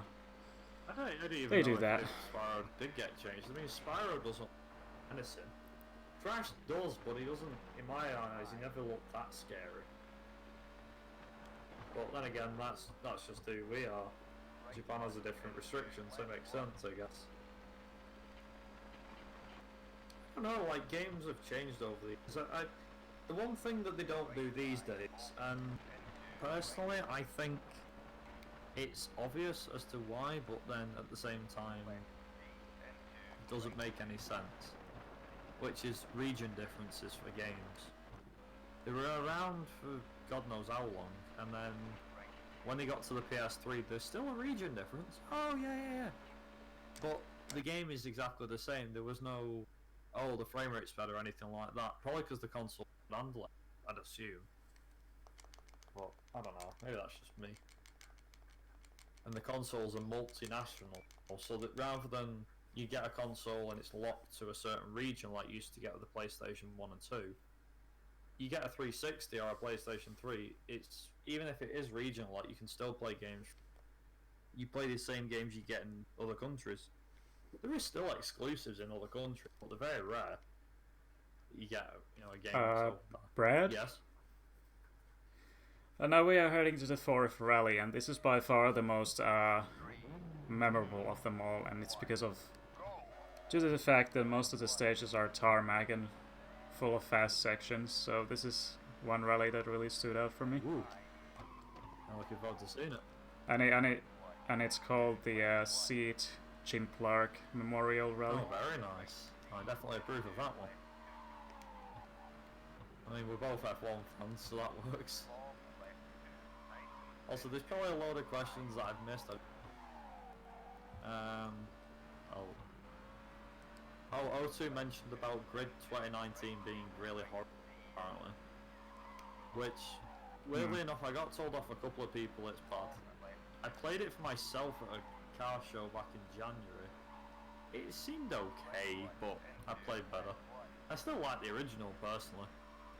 I mean, the original was good. The second one, meh. Third one was getting better, but still meh. Why they called it Grid again, though, I still don't see why they didn't put a 4 in the name. Mind you, then again, they probably wanted to be, didn't want to be too modern. I don't know. But yeah, the name, it's like Driveru Senyu Kar Jusasu That's a pretty good attempt, yeah. Probably that. But yeah, the title name would have to be like Driveru. Yeah, Driveru or something, I don't know. If anyone here is from the region of Japan and knows exactly how to say it, please tell us how. Yeah, we are clueless. One of the things actually though, going back to the Tokka games though, was that, I mean, games these days, they do have soundtracks, but a lot of it's licensed music. If you go back to... Yeah, back in the day you had more like original tracks. Yeah, nowadays it's just kind of, what can we do with music? Let's just shove some of the modern stuff in there. They do. Yeah, we're too lazy to... still there, with original music. They still make original music for Pokemon and things, but that's yeah, Nintendo. but most games nowadays are like, we're too lazy to compose. Yeah. I feel bad because it's like sound composers are probably going out of business, or people who create music. Well, then they just work for Nintendo, I guess. Yeah, most of them probably do. You never know. This isn't a bad mouth on Nintendo, by the way. This is just putting it out there. It's true. People don't really make music like they used to. There is something that come up, and this might interest you a little bit too, maybe. So the guy who wrote the Driver 1, Driver 2, funnily enough, he wrote quite a bit. There's a guy that's called Alistair Brimble. He wrote the Driver 1 and Driver 2 soundtracks. He also wrote the soundtrack for Colin McRae Rally 2, Game Boy Advance, and a few others as well. And he's recently remastered the Driver 1 and Driver 2 soundtrack that he originally wrote, but with his technology. So he's gone back and found basically when he used to create those, he used to use an instrument set, something like that, keyboards and all this stuff to get it all together. And what he couldn't do was, because of the PS1's limited sound capability, he couldn't play the song properly, as in have all of the instruments in there. So he's recently released it, and it's being used in the new. I say the new. It's been going for a few years now, but it's still kind of. It's in alpha beta, and I personally like it. The new driver game, which has been made by Soap, a guy called Soap, not the one from Call of Duty, just a guy called Soap. And he's been working on this driver game now for years, and it's in alpha, it's in beta. Would highly recommend going downloading it. If you're into driver, that is. I know not everybody's going to be a driver fan or a car fan, but just putting that out there. It's But yeah, that made me think about the Crash Bandicoot soundtrack. I forgot the composer's name, but he also uploaded the originals in SoundCloud, and that was also the thing, he actually composed them differently compared to what they came out on PS1 because of the limitations. I really like the Crash Bandicoot soundtrack. The second one, not so much, but then again, no, you can't like every soundtrack you hear. What do you think of the Tokka one, by the way? The Tokka soundtrack. Hold on, I just want to say that, it's kind of interesting that they actually composed it differently before it went onto console, and then they had to get rid of instruments or just, deefen them or make them less stood out. But yeah, Tokka soundtrack is cool. There was one in particular, I forget which soundtrack. The problem is that when they're uploaded online, soundtrack 1, soundtrack 2, soundtrack 3. But you can, when you hear them, you go, oh yeah, I know this one. There was one in that particular one that I really enjoyed. Actually, there was two in particular that I really enjoyed because they've just both come to mind. And I forget how it goes, but it was in the credits for the game. That's the easiest way of putting it. It is mainly in the credits. But then there's another one which was often used in qualifying, although it was in the ring. But I don't know, it was nice. That music actually helped me driving. It really helped. Quite nice. But yeah, I do like the soundtrack, but I think it was exaggerated in Tokka 1 because of the fact that, there's a lot of music in the background during the races that kind of gives you an arcade feeling. Yeah. I mean, it wasn't because in really this a game, they did, but it wasn't. Yeah, but even this game and then CMR2, they don't have background music in the rally. Yeah, that's true. I mean, yeah. Imagine if so it's kind of like you're driving a rally car and it's like listening to, I don't know, Toto Africa or listening to something like that. You'd be like, this is strange. You wouldn't be able to concentrate. I mean, you need to your code. It works for arcade racing games, like you said.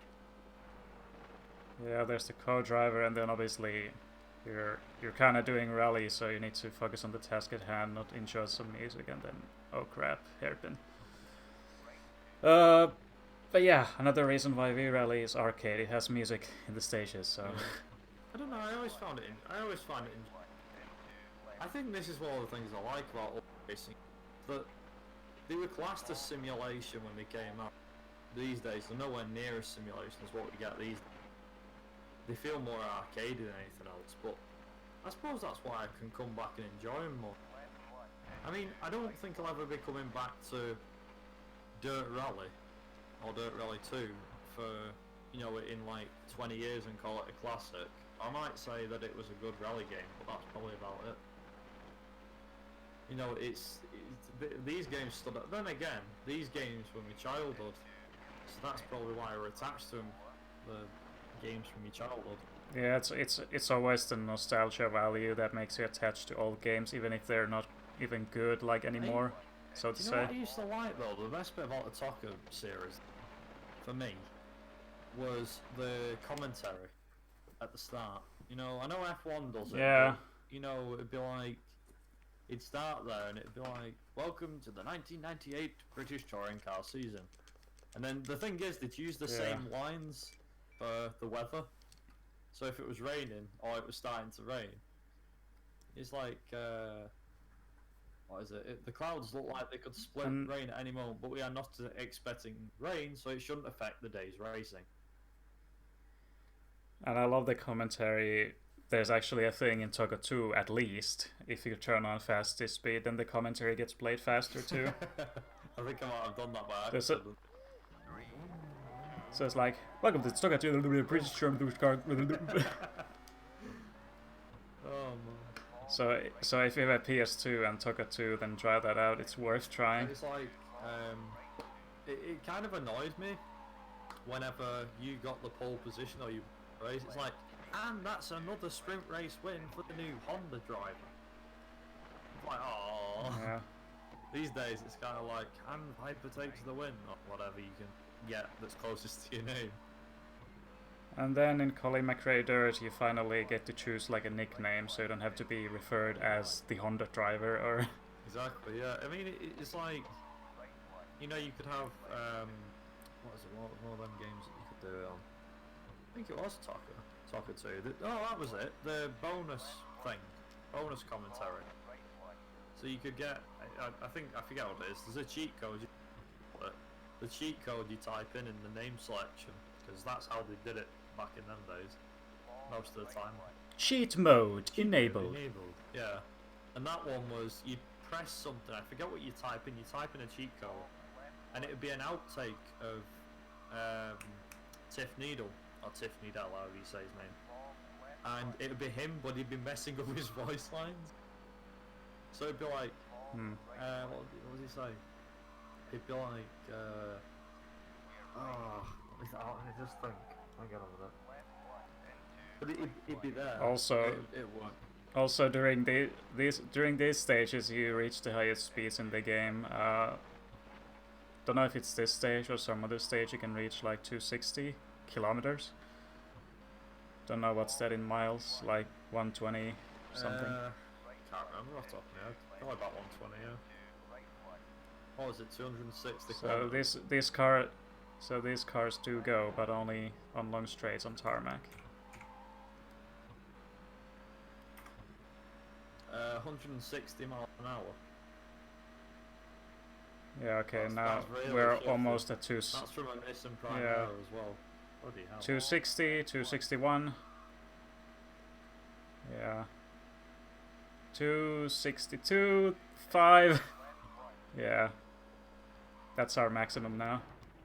Could probably reach like 270, but shouldn't try that or that will happen again. Can you actually brake the car from driving Can you Sorry? brake the car from driving too fast? Nah. Oh, that'd be quite funny if it fell There's- bits on you. You topped it out too bad. There's no performance damage in this game, only like visual, you just lose the bumper, spoiler from bumper, Ah, and that's about it. fair enough.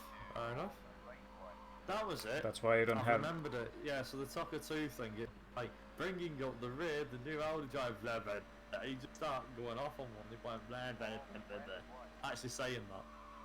And he'd be like, Nice. who's this? What does he say? Like, who's this writer that's come up with these notes and stuff like that? He starts swearing and everything. Really funny. Nice. He'd like have his work cut out again at the back, and then they don't actually cut out the swear word. They accidentally put the bleep afterwards. So it's like have his work cut out again, stood like that, and that'd be it. It'd be like, oh, okay then. It's like I bet he never reads them out loud once. Like, fine, I will continue. The fact that they left that in the game makes it's a cheat Yeah. code to get it, but well worth it. Yeah, it's funny when they leave files inside the game. Funnily enough, the one thing that used to it kind of bugs me now is that the original Colin McRae Rally had the 2 bonus cars and 4 bonus stages. So you normally get the super special stage, you unlock all the rallies, and you'd unlock all of those on the PS1. But then on PC they got an extra treat, which annoyed me. They must have done it because of it's PC and blah blah blah. And it was you basically was able through a cheat code drop the Toyota Celica GT from 19. I think it's 1993, if I remember correctly.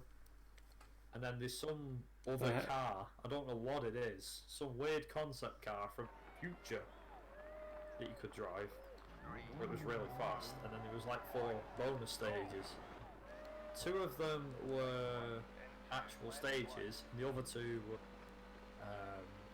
2 of them were stages, and 2 of them were like super special. And you could actually do them as super special stages. I don't think you could really race them though against AI, which sucked. But it was fun.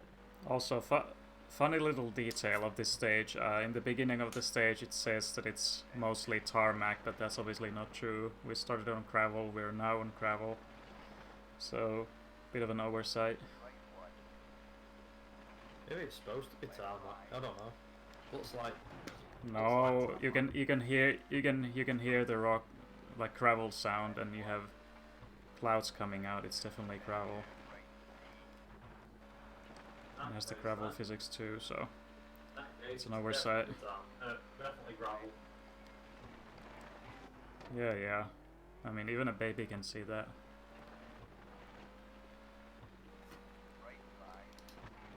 Also, some funny suggestions for songs. Remember how I mentioned before about the code drop? And saying, you know, you won't be playing music in the car, that's why they play music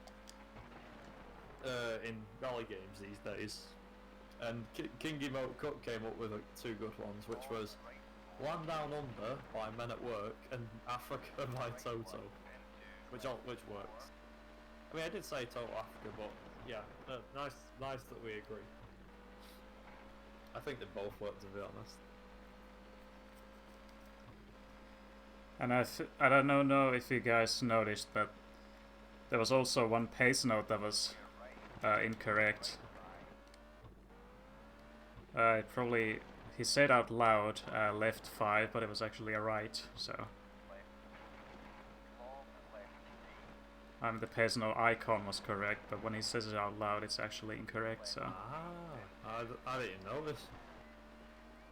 Yeah, some oversights in this game.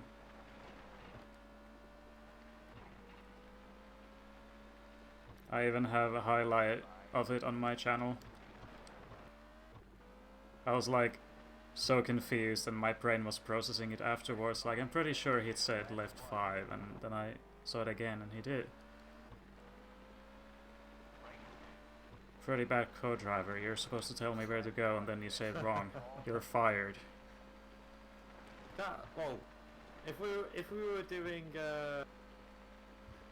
doing songs, like, I know F1 did this during testing last week, but if rallying did something like that, say you had a song that you could play for a rally, so Land Down Under for Australia, Toto Africa for Africa, what would you have for other rallies, like Spain or Italy or the UK? I can't think of any off the top of my head. Oh, I know what I would have for Spain. Doon dee dee doon dee dee doon dee doon dee doon doon dee dee doon dee dee doon do do do do do. Spanish flu. Yeah. That's appropriate for Spain, right? But it's kind of hard to concentrate with that in the background. And also here we have one of our fewer night stages, and this is actually pretty hard. I've never been able to win this stage, not even close. It's really hard to see, and because we are on tarmac, the physics are obviously bonkers. Yeah, I've never been able to win. Yeah, it has so many turns everywhere. Never been able to win this stage, not even close. It's just like, what the? Yeah, you can't see much ahead, and even if you do, you need to adapt to the physics. You're gonna be leaving poker for the finish rally, since it is finished. Oh, Jesus. How does that one go? Because I've not heard that one. I don't remember how the lyrics go, actually. It's really, I don't know. like, weird. I mean, the UK could be... I mean, I predict a riot could work. I predict a riot. Like, half of them are, like, made up words, but they just sound Finnish. I think, well, that could work, actually. I predict a riot. I predict a riot. That could work for the UK. I guess. I don't know, actually. No, we'd have to have something to do with the rain. So... Chocolate rain? Chocolate No. rain! No. No. And they're rolled over. That's nice. Oh, what's it called? But since this is a night stage, at least it's very short. There you go. Like in real life, I think night stages are short by for a reason, because they're very demanding. For life, me, I can't think of anything. Especially if it's raining. Because I was thinking of what's that song that Eminem sang? I was thinking of an Eminem song. I don't know why. Oh, for the British, 3 Lions. Yeah, that works. Yeah. America's Sweet Home Alabama, although they don't really have. Mexico's da-da-da-da-da-da-da-da. But yeah, that was a really tough stage. That would work. The day I master that, I don't even know what I'll do, because I won't. So I think that works. Yeah.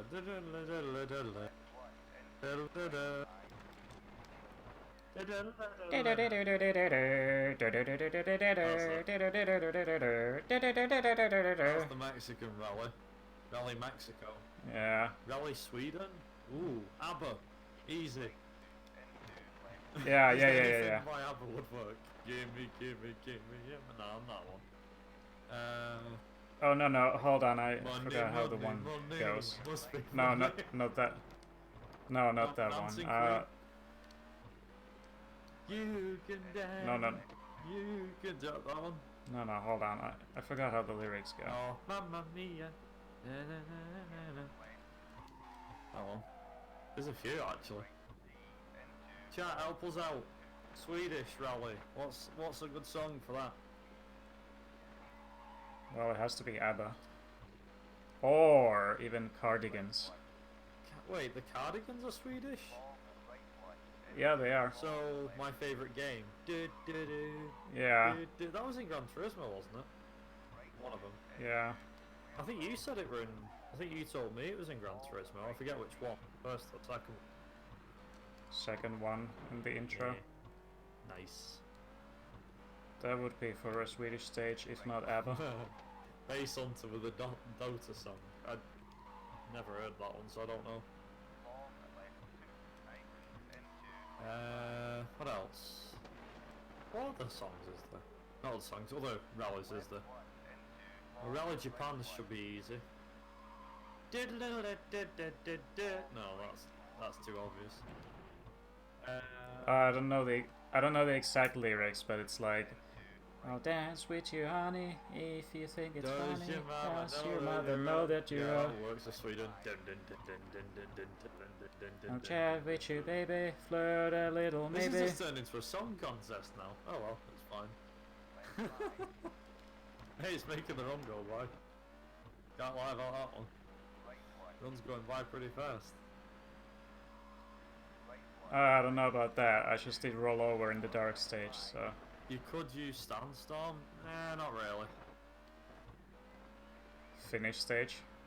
Well, there is another one, actually. There was one that came out in the 80s. It was in Grand Theft Auto Vice City. And it was Japanese Boy. It was an 80s song. But it was... But I mean, for a finish stage, you could have Sandstorm. Yeah, going over bumps at 125 mile an hour.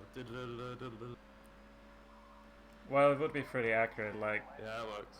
yeah, 150 miles per hour over bumps and long straights and whatnot. Are you picking my mic up okay? I don't know if my mic's coming across fine. Oh, it is. Yeah, It is. Okay. I can hear you, but sometimes it kind of cuts off. I don't know why. Mine keeps saying it on mine for some reason. Like, I'm there and then I'm not there. Maybe I'm not talking directly at the mic. Maybe I'm facing upwards. I don't know. Yeah, I forget what it... How does it go, that Japanese song? Say Japanese song. It's English song, but I don't know whether it was made in Japan or America or... It's called Japanese Boy. It's like do do do do do do do do do do do ding. And now we enter the second last penultimate rally. It's slightly quieter than the runner, but it's still there. Good. As long as you can hear me, King Emo, that's good. Good stuff. Right, so Rally Australia, that's obvious. Is there a Rally New Zealand these days? I don't even know if that's still going. Rally New Zealand. Is that still going? Is that still a thing? Not a clue. Yeah, that's as good of a question if you don't know any better. It's asking if some team is still in the WRC or not. No, as in the New Zealand. Yeah, I know, but that's as good of a question. Because if you didn't know any better, like I had no idea that Subaru, Mitsubishi, none of those were in WRC anymore. Yeah, they left years ago. Before, I don't know why. yeah, before I looked it up, I didn't know. I was pretty gutted when I found out. I mean, it wasn't that long ago when I found out, probably about a year or two ago, when I found out that Subaru, Mitsubishi and all that, they'd all left. I'm like, no, they're not in WRC. But then again, if I just watched the WRC, I would have spotted it. Yeah, so now you just have Toyota, Hyundai, and two more. Toyota disappeared for a few years, came back, it's still there now. It's owned by Tommy Makinen. That's a plus. Rally legend, old stuff. Also, King Emote Cup, big in Japan. Yes, I know the song well. Rally New Zealand, surely it has to be a song about not existing. Ooh. I mean, is there a song for something going missing? Like, as in missing you or something? That works, if there's one. If it is missing, if it doesn't exist. I'm pretty sure Rally New Zealand exists. It went on in like 2000, it was 2003 last time I saw it. So, maybe it has. Maybe it's disappeared completely, I don't know. Even the New Zealand government's 404 pages a map without New Zealand on it. Oh boy. I mean, if it doesn't have, well, New Zealand exists, obviously. So, must have a rally, surely. French rally? I don't know. I don't really know any French songs. Yeah. I don't actually know. Or then just play French national anthem. Well, I mean, I'll tell you what, any initial D would. The Japanese rally. Deja Anything, vu. yeah, Deja Vu. Oh, Spitfire! Do do do do do do do. Running into 90s. That as well, yeah. Blink 182, I Miss You. That would work, yeah. Yeah. I've not heard it, but I think that works, judging by the sounds of the, what's it called? Judging by the sound of the song title. And then when New Zealand does come back, it'll be, guess who's back? Back again. But only when it comes back. That's if it, I'm pretty sure it's on the WRC calendar though. I've not watched WRC for quite a while. Yeah. Sorry, it's from the last two out there. French rally is just someone smashing the accordions together without a care in the world. Space boy. Oh god. That made me laugh. Well done, King Emote. You get my full credit of approval on that. I can let that one go. New Zealand's back, tell your friends. Guess who's back? Back again. NZ's back. Tell a friend. Shut your eyes and you're there. You're just there. Going a bit back to gaming though, rather than WRC. I mean, it is relevant. It is rally. But yeah, going back to WRC though, I think in terms of like the thing is that actually I might as well just ask Tomb, have you played the new WRC games much? No. What's the one that you've played the most, would you say, or the one you enjoyed the most? Even if you haven't enjoyed it, which one you got a bit of satisfaction out of? Well, I mean, pretty much the only one I've played is WRC 2. Ah, you've not played anything since? Nothing else. Well, I tried the first WRC, but I didn't like it as much as WRC 2. Something felt off with the first one. Funny you mentioned that, because I've still got WRC Yeah, on my but 360. that one's good. That one's actually really good, WRC 2. There's the second one, the third one, the fourth one.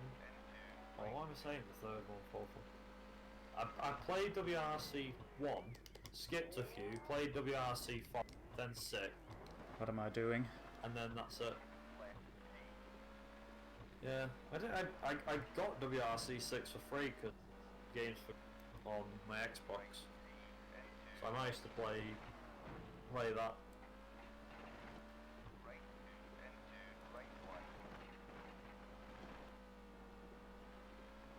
Yeah, well, you, Brad, did instruct me how to set up your sound, and people are saying you're quiet, so I don't know.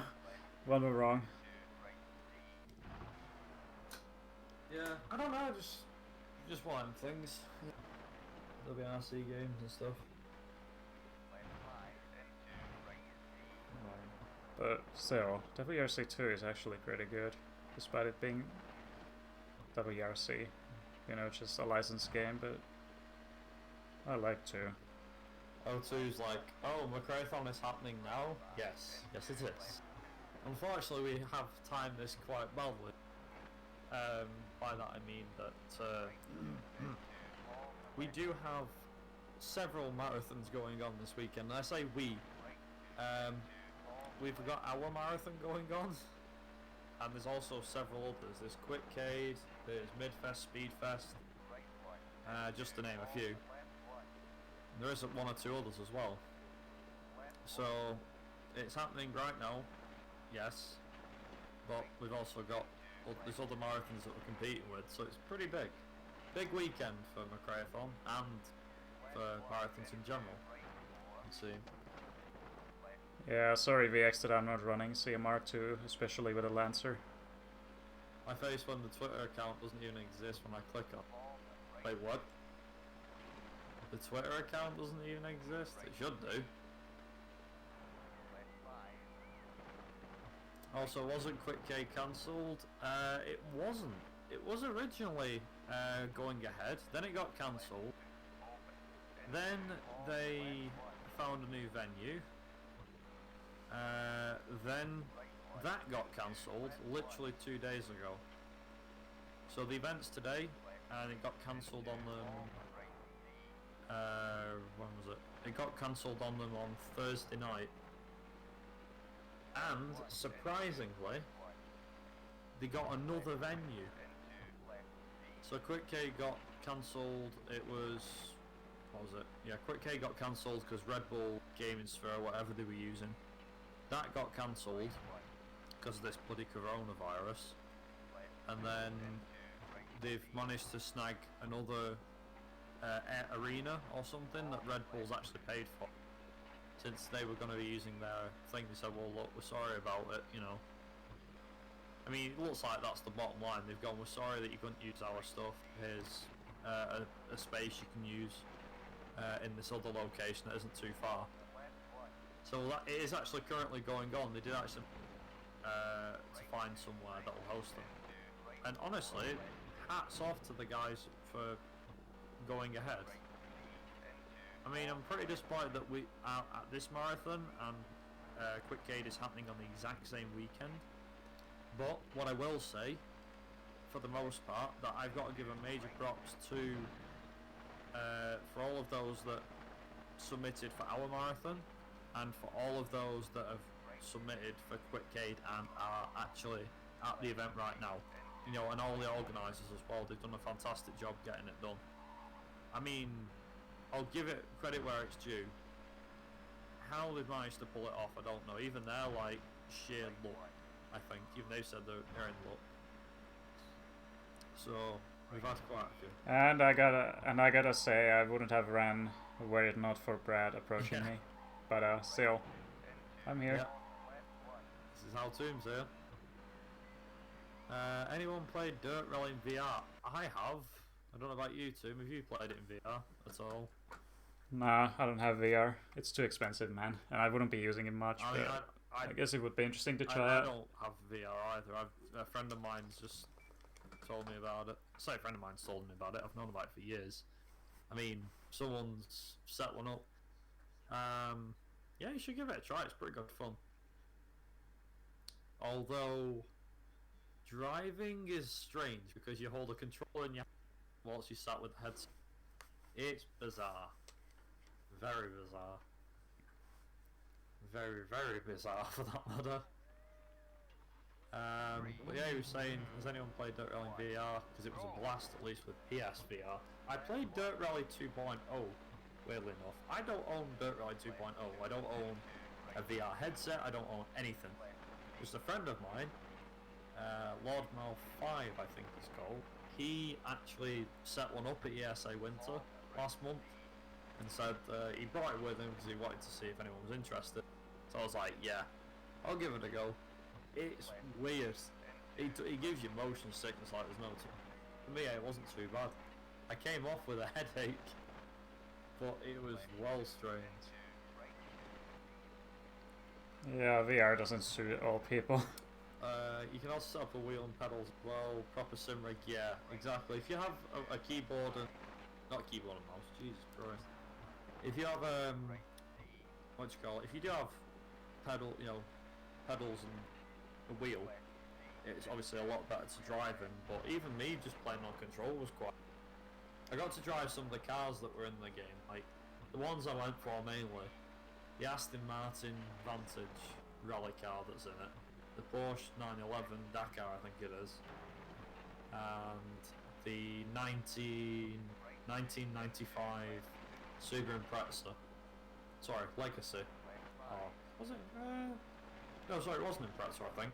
That Colin McRae drove, of course. Had a go on it, really fun. Very fast, the sounds are great. Although the cars are a bit of an amp. Speaking of cars, O2's asked, how are your cars doing? Do you mean mine in real life or the car that Tomb's driving? Probably means our real life baskets.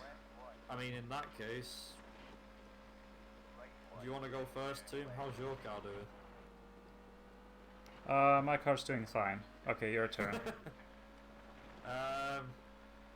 Yeah, mine's doing fine. I think I mentioned earlier that yesterday. So I've traded in my old Subaru and got a new one. Albeit it's not a new model, it's an old one. But I class it as new. It's a new car, but it's not actually new. If that makes sense. It's just in good condition. So yeah, I got rid of my 2010 Subaru Impreza hatchback, that nobody likes apparently, and traded it in and got a 2006 Hawkeye Subaru Impreza WRX blue in Rally in blue, or Royal Blue if you want to call it. What the same as 22B or something? No, it's the Hawkeye from 2006. No, I mean the color. Oh, the colour. No, it's blue, but it's a similar blue to what's on the screen actually. Not on your side, but on my layout. Yeah, the McRaeathon. Yeah, Okay. that Yeah. sort of blue, dark blue. There's pictures of it on my Discord, and for all those intrigued. Yeah, that's a proper WRX. I hate to say it, that the old one didn't feel like a proper one. If anything, it looks like a Vauxhall Astra. I'm glad I owned a Subaru. And yeah, Joseph, we were discussing that earlier, that this game looks pretty decent. Getting a Subaru anything but Rally was a war crime. Yeah, I suppose. Hey, each to their own, right? Well, I've got... Put it this way, I've had a go in this Subaru, it's a lot better. It's had a lot of stuff done to it though. That's what's different. I've not done anything to it. The guy who had it before me has. But it goes better, it runs nicer, it sounds a lot nicer too. Brakes better, everything about it's better. It's a win. What can I say? Even the color's Yeah. better. I wouldn't mind a silver and Chrysler, but blue's the colour everybody. Yeah. The problem is these I want days, to keep- finding the blue one's I want- impossible because everybody wants one. Yeah, I want a blue car every single time. I'm actually in the process of trying to buy another car, like get a new car, but at the moment I'm broke, so it can't happen. So I hope he won't sell it to anyone else. Ouch.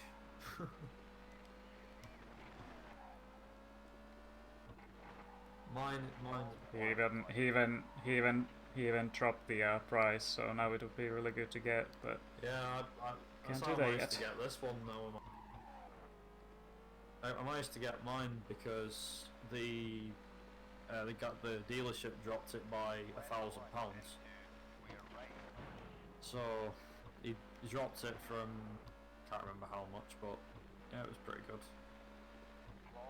Dropped it for a decent price. I thought, yeah, I'll have that. So I did. so for those who own a car, what was your first car ever? Mine was a Toyota MR2. Bloody hell, that was your first car. That's pretty good. Yeah. Mine was a Peugeot 206. At least it wasn't a Ford car. You know what's funny though? I was saying before, I was proper like throwing digs at the Peugeot 206 though, because I was doing the WRC to Extreme run this morning, earlier on, and I was doing that. The car I was driving was a Super Impreza, but I said that the best car to use is the Peugeot.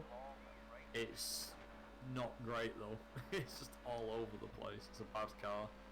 We were saying actually how bad of a car that is in racing games. Just not that great. Okay, so we're seeing some Seat here. I also have a Seat in real life. Seat Me? Is that the mini one? Like the really I'm not the sure which small one it I think is. the Me's if it's the smart bubble looking car, fair enough, I guess. That's the easiest way to put it. You still got your Ibiza? Bloody hell. How long have you had that? O2, if you don't mind me asking. I thought you got rid of it. Oh, okay. Even though it's a money pit. Well, still, why would you keep an Ibiza? It's not that good. Although again, do you have one too? Do you say you had a Seat too? Yeah, I do. What's the one that you've got? Leon. Okay. Almost the same. Almost. But hey, at least it's got a turbo. VW up. Oof. Yeah, I can kind of. Actually, I've never. Have you been a? That's a nice turbo, by the way. Have you been a fan of the bubble car generation, as I call it? Me? Yeah. You know, like VW up, Seat Me, smart cars. I don't know what to say about them. I just don't. But as far as like compact cars go, not the very newest Micra, but you know, the one introduced in Gran Turismo Concept or 4. The new Micra is ugly. Yeah. But not the newest model. That one looks better, but the one from early It 2000 could be worse. You could drive a Honda Civic. or a Ford car. Yeah. That one's like the most embarrassing compact car. I used to know someone who had a Seat Ibiza, then he tricked. But they're just not that good. I'm sorry, they're not. I mean, it could be worse. Heck, a lot of cars from the 90s weren't that good. Oh, don't... A Yaris? Ugh. Yaris is actually okay. Never been a fan of them, me. I mean, they're fun to throw around and smash up, but... that's all they're good for in my eyes. They have a Citroen C1 Cup, actually. I don't know if anybody here knows of that. There's I think it's either the 1600 Cup or something. But there's a Volt, like I said, a Citroen C1. You know, Citroen C1 Cup. It's pretty good. Fun to watch. It's a laugh, really, but it's fun. Yeah, a lot of things in the 90s weren't that good, to be fair. At least they were unique, though. Cars from the 90s. All the cars these days say, don't they? Let's be honest. That was the year of cars. Like my MR2 was so unique and cool looking. Even if it was slow, it was still cool looking. That's the. I was always a fan of cars. And the way they look. I'm talking Mark II. Ah, yeah. That's the best looking easily. But the new one, We'll talk again if your Subaru's having warning lights on. Hey, it won't. I'm looking after it. I'm not messing with it, O2. That's the best bit. I don't mess with. My cousin does, and I can easily say he's a big idiot for doing so. He had a VW Golf. He's had loads of cars in the past. He had a VW Golf. He's had Renault Megane and all this, and he's messed them up each and every time.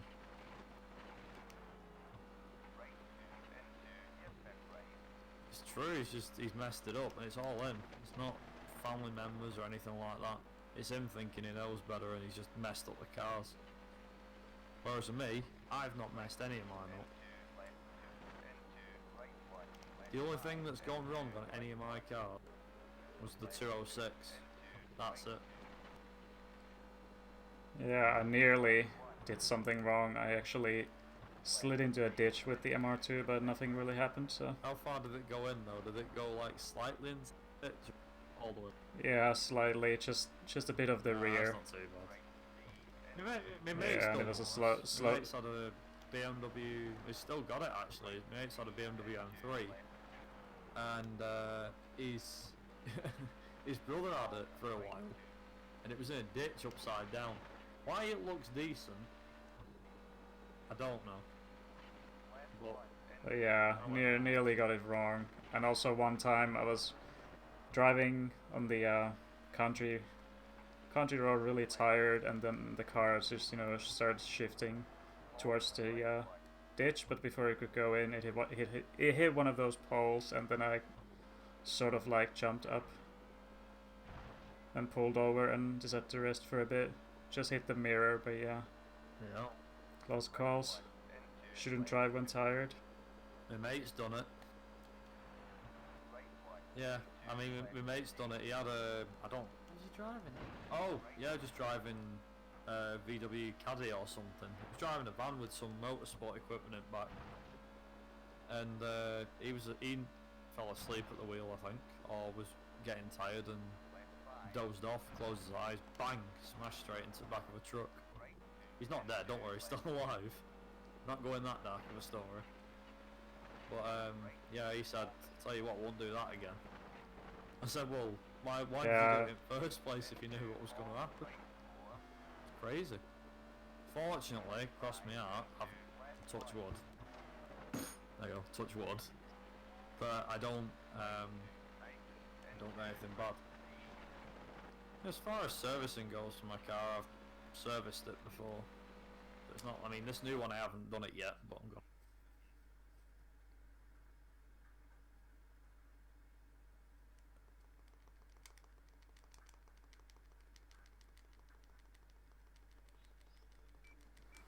And back to the run. So this is the last stage of the penultimate rally, so after this we will start the last one.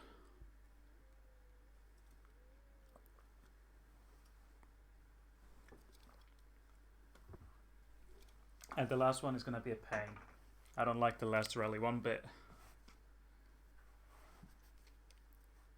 So the most enjoyable bit was the middle of the run.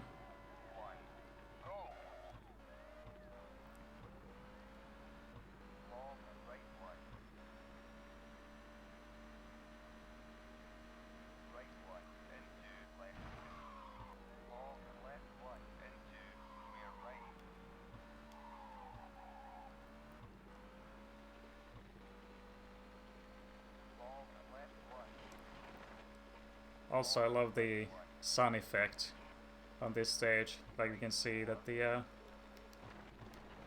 pink is not now like a really burning hot pink. If nothing else, this game looks gorgeous. Textures, not really obviously the models, but textures. Even the river there looks pretty damn cool. And then obviously, you know, all these effects. Lightning effects, shadows. Game looks gorgeous.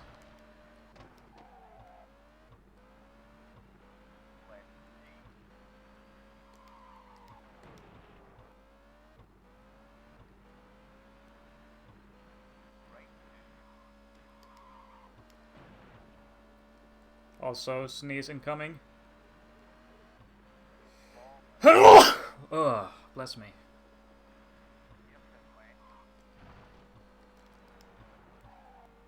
Bless you on that one. Yep. Oh well, at least I wasn't. At least I had enough time to warn.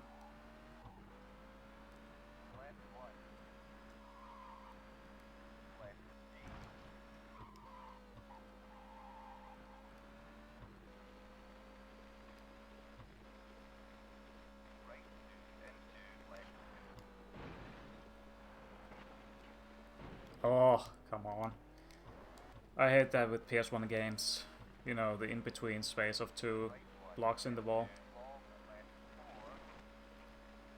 That's where your car gets stuck.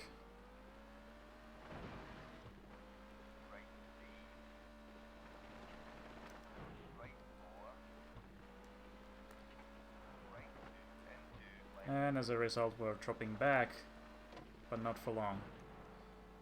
We can still beat the AI.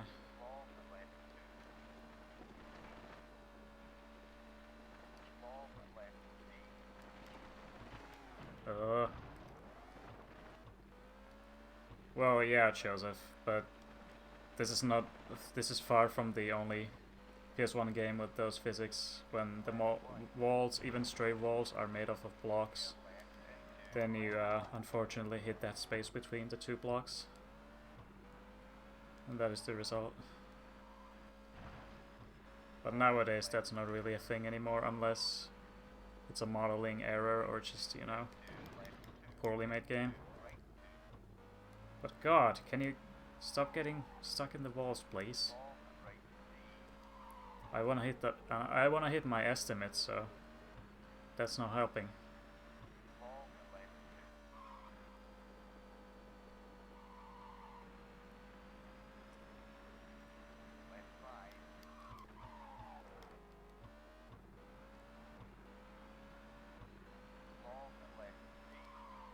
But I don't think in Gran Turismo it's that severe. Like, yeah, you have the suspension crushing walls, but the walls are made enough well that you don't just stop dead when you're grinding against them. So they have something done right at least.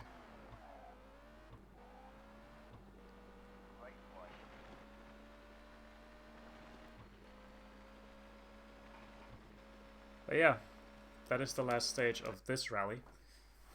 And now we're starting the last one, which is, I wouldn't say least favorite, but one of my least favorites, because the last few stages are just pain.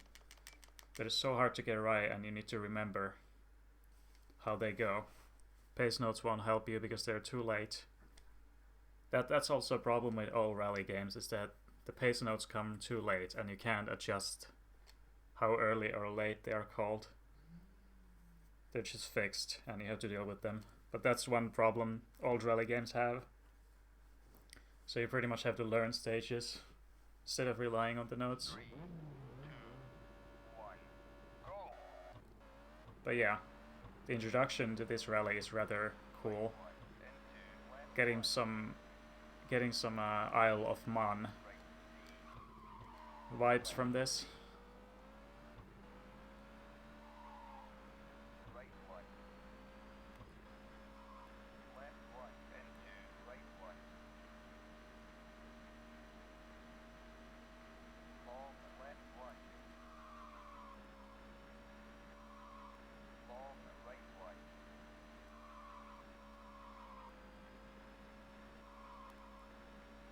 Left deep.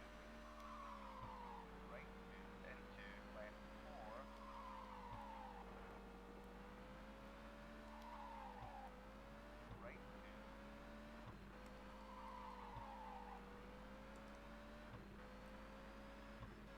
left four. Right two. Long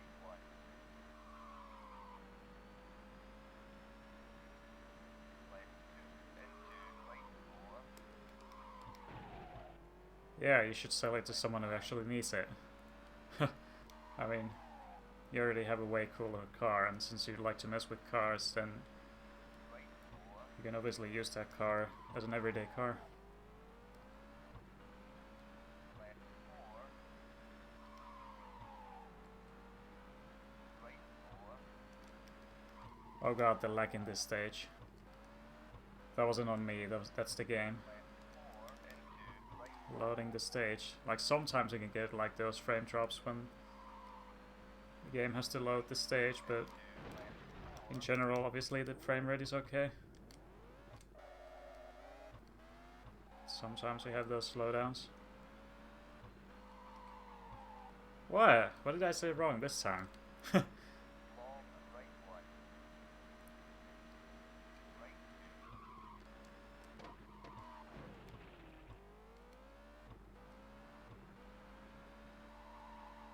Right Oh, so that bad, huh? Well, I'll just one. focus on the run. Left five. Last 30 minutes or so. Long Don't know what the timer is even saying at the moment, but you know. Last stage, and each rally is like 30 minutes average. deep, into right two. Oh. Yeah, mastering this game is Right D, into an achievement. into right two. Of course, it doesn't take that much, but sometimes I feel like I'm just trying too hard, like... And that was the opposite of trying hard.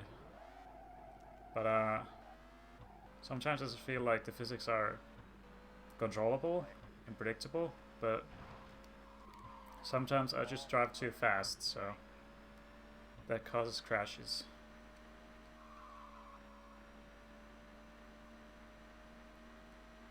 I mean, an Evo probably should be loud. Long right D, open. But I probably know what you mean, though. If it's like unhealthy loud, then obviously, yeah. But yeah, already in the first rally we are struggling.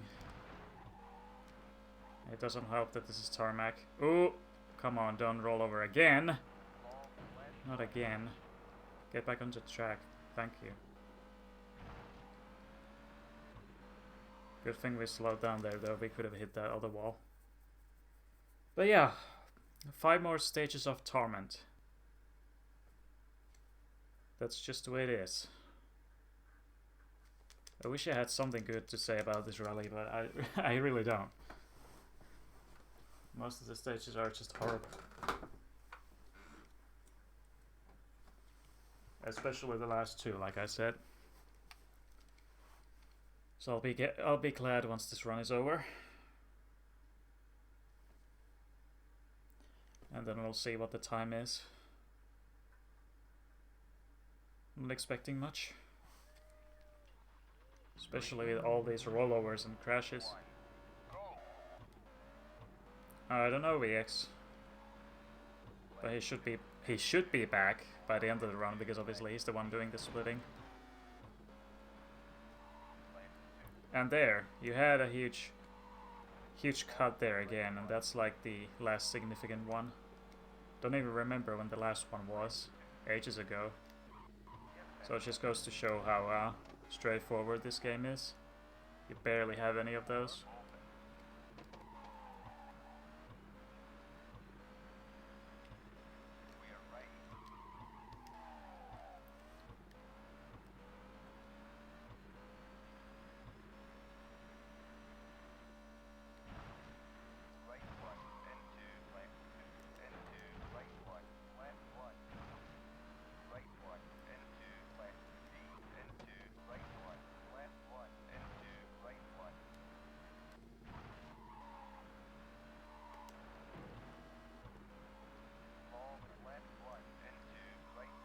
Oh, come on! Yeah, these stages are hard, man. And the tarmac physics don't help.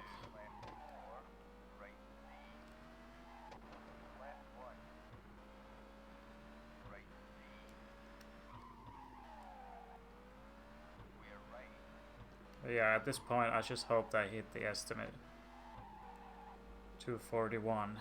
And I'm guessing this run is going just below, maybe? Considering how it's gone. But yeah, I'm not expecting much, unfortunately. I thought I would have been fine with this run, but no. Well, the beginning I can still forgive because I was still warming up. Just started the run, but there have been some parts which I could have done so much better. You know, as a speedrunner, I care about these things. I care about my performance rather than just running for fun. Although, once something is not fun, then there's no point in doing it anymore, but I just mean that this run could have gone better. I still like the game.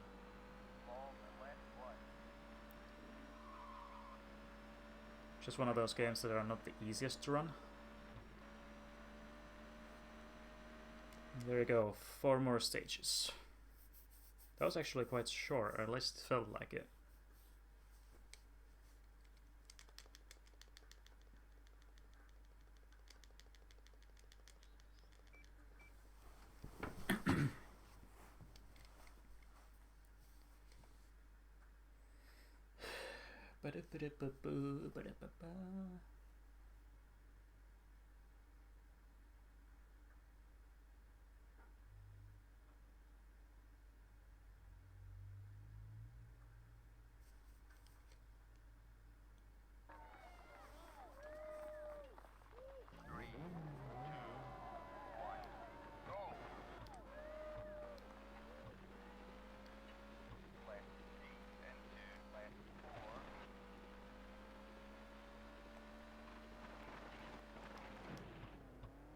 That could have gone better.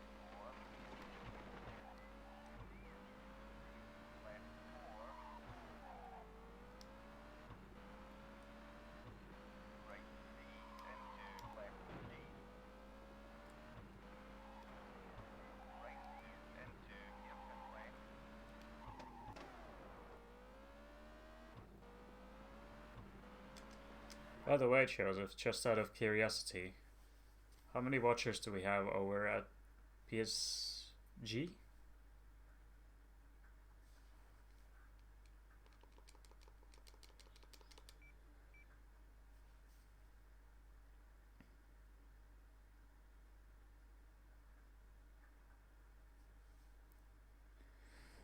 Oh boy. I think, yeah, this is the second last stage, if I counted correctly. And this is gonna be Torment. Joseph must not be here then. Oh well. And just as I say that, there must be like a huge delay then. Because, yeah, there was like a 30-second delay from when I said it. Wasn't aware. Oh well. 38, so we have gotten a few more then. Hello. Yeah. You're back. Hello.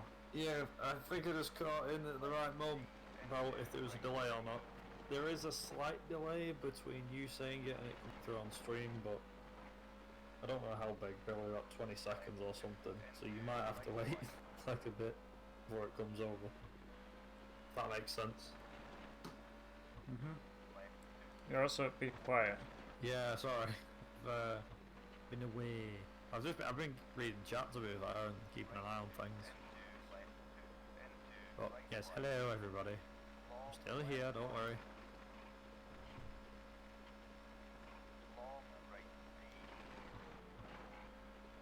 But yeah, if I counted correctly, this is the second last stage. Also, I keep everything in chat for like the last 4 minutes has actually been us talking.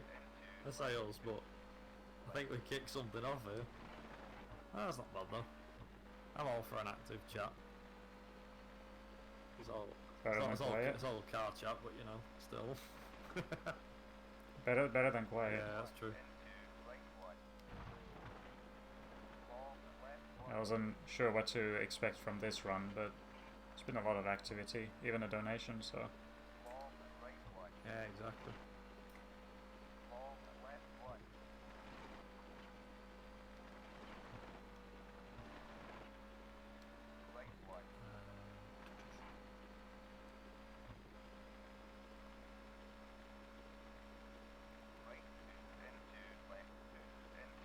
Oh god, who even bothers to do that chicane?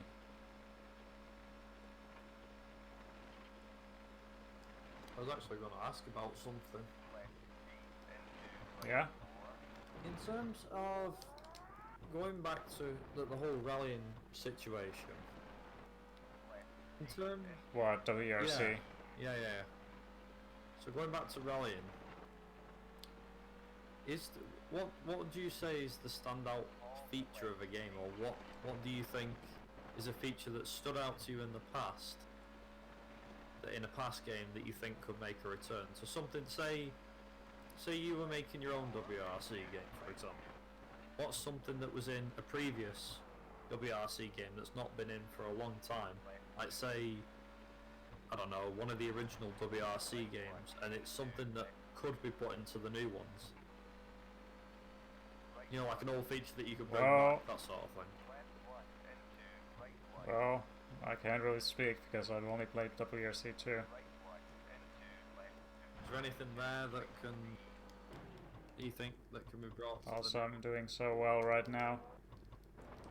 You say you got 2 stages. Just before the finish. Ugh. Hope I'm doing fine on time. What's the time actually right now? 2:37:43 as. Right. Okay. Well, we might hit the. Actually, I don't know. This is actually just stage 5. So we're going a little bit over the estimate. The run's been that bad. Jeez. I've just gone 2:38 now, but not logged into the stage yet. Yeah, and this is just the 5th stage. So we still have one more after. Something, yeah. Just earlier I was speculating what the time's gonna be, and I'm afraid it's gonna go over. That's alright. That's fine. Oh well, can't always win. Yeah. Ow. I went Not over even, my not estimate, even, so you won't be the not, first. not even Hamilton. You probably Not won't even be the Hamilton last can always either. win. It's no big deal though. Alright. I thought I would have done better, but no. I should probably quickly mention as well, whilst you're going to him, if I can just briefly mention about a few things regarding the charity and everything, if Sure. that's okay. Yeah, go ahead. Okay, so to everybody that's watching right now on the BSG channel and on the McRaeathon channel, I just want to remind everybody that we are raising money for the Dutch Cancer Society, which is a nationwide organisation committed to fighting cancer whilst aiming for a better cure and a high quality of life for those already battling the horrible disease. All of your donations that you send through via these 2 days, so from today and tomorrow, will go to the Dutch Cancer Society. We should also mention as well that all money that goes through to donation incentives and all that stuff, everything, every single cent, euro, dollar, pound, anything that you donate will go straight to the Dutch Cancer Society. And speaking of donations and stuff like that, there's still an active bid war which is currently going on, and that is for the flat out run coming up later this evening. Long story short, with that one, it's the normal way or the slow way, and we're about halfway there currently for the donation incentive. And basically, if we hit that, then it means that you get to make Yonko's life a bit more of an interesting time when he does his flat out run later on. So, it's all down to you. I should also mention as well, we do have a couple of other bid wars that are currently going on. So you get to pick the car for my Sega Rally Championship run tomorrow. There's also a Neo Drift Out run, I believe it's called. The winning car of that bidding war will be the one that the runner will use, same for the Sega Rally one I mentioned. And finally, we also have a bonus run courtesy of Technical with Top Gear 2, which will be going on tomorrow. And the Top Gear run will be it's USA percent, so he's doing all of the tracks in the game, and the main bit will be, of course, that he'll be doing that as part of a bonus incentive. So if we hit those marks, then you'll be able to make the runs be different, is what I'm saying. And yeah, I'll hand it back over to Toom. Yeah. Speaking of the Top Gear 2 run, when I was about to start the run, I talked about how this is the second most long run in the marathon, and obviously the Top Gear 2 run is the longest one. Top Gear 2 is at 3 hours. 3 Yeah. hours 5 minutes, that's the estimate, but we'll see how fast we get that down to. I think his PV's like a 2 odd or 250 odd, so it could easily go underestimate, but obviously it all depends on the AI playing ball and whatnot. It is an old game as well, that Top Gear. I think it's on the SNES, so that should be an interesting Yeah, well, no matter what, I hope he'll do better than I did. I wouldn't worry about it too much too. Yeah, I know. I mean, I always knew I wasn't going for a PB run, but this run's just really bad. I completely lost focus on some points. Could have done so much better, but here we are. And I reckon it's like 2:40 now, and we're just starting the last stage. Oh, currently starting the last stage. The timer reads when it loads. 3, 2, 1. Yeah, a minute. Left 5.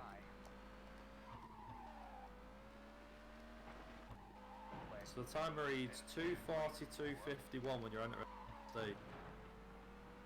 Yeah, so that's pretty bad. Well, I'm guessing time is as soon as you... Right? Yeah, as soon as I hit the line. And I'll let you know when it's coming because it's dark. You'll say time to me, but it'll have to wait. I'll have to wait till it comes through on the stream properly, but it should be fine. And it's not like it matters. This is not a good run. So I don't care what the time's gonna be.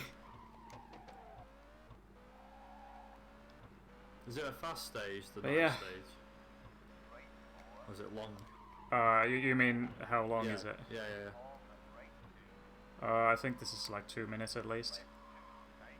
The one I did, the one I was moaning about how hard it was, that was the shortest stage easily. All the other stages are like 2 minutes at least, but that stage was only 120 if you do it properly. But yeah, this should be at least 2 minutes. Probably 3. Forget how long it was. But not a short one.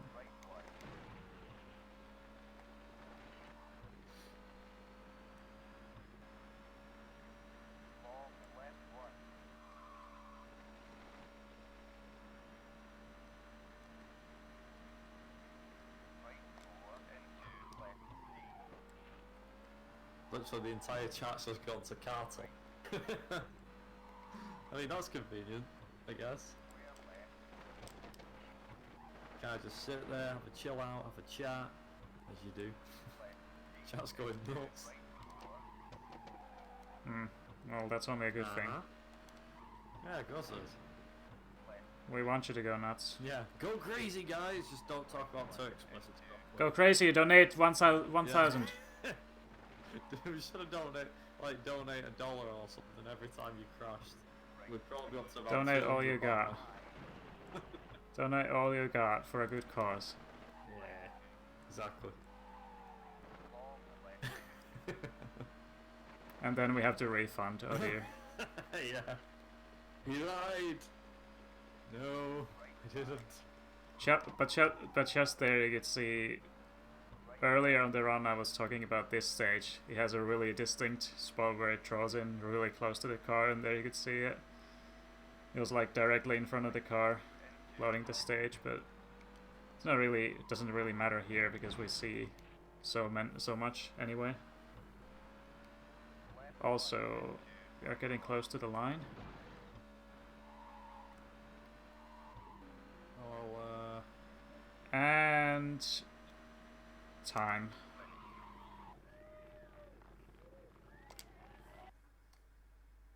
got to wait for it to come through on the stream because it's behind. Yeah, no worries.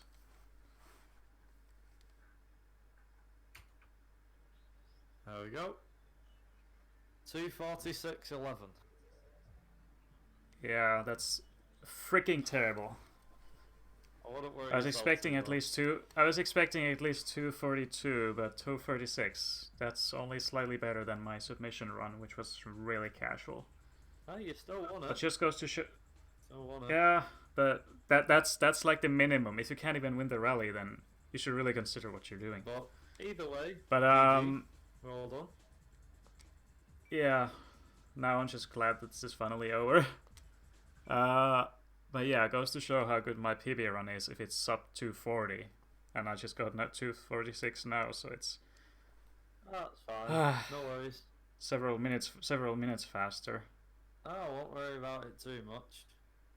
And on that note, we're going to start getting set up for the next run. So the next run that is... Oh, but one thing before that, I might as well show you the WRC cars that I just unlocked. Okay, go for it. Whilst you're doing that, I'll just quickly say that we have got an right up, and that is Top Gear Rally for the Nintendo 64. It is the any percent category, which Joseph is going to be running. So stay tuned for that. And as soon as he showed off the WRC cars. So yeah, here we have the 206, Cordoba, Impreza, Lancer, and then Proton Vera. I have no idea what Proton's supposed to be, but we had actually from this class, There you go. the starter class. Yeah, they've come up 206. Proton Compact. This like a privateer sort of this is an thing, I i8 guess. Impreza. And the Proton Vera, yeah, that was like an... I think, if I remember correctly. Very nice. Yeah, GG. Nice job. Yeah, Thanks, Ed. finally we're done with Yeah. this. We Because go. that was pretty much a struggle, but hey, it's good. It was good to be here. It's a pleasure. No worries, thank you very much for accepting the invite. Yeah. on that note, as I leave Toon to go and do his business, we'll start getting the next run set up for you guys, and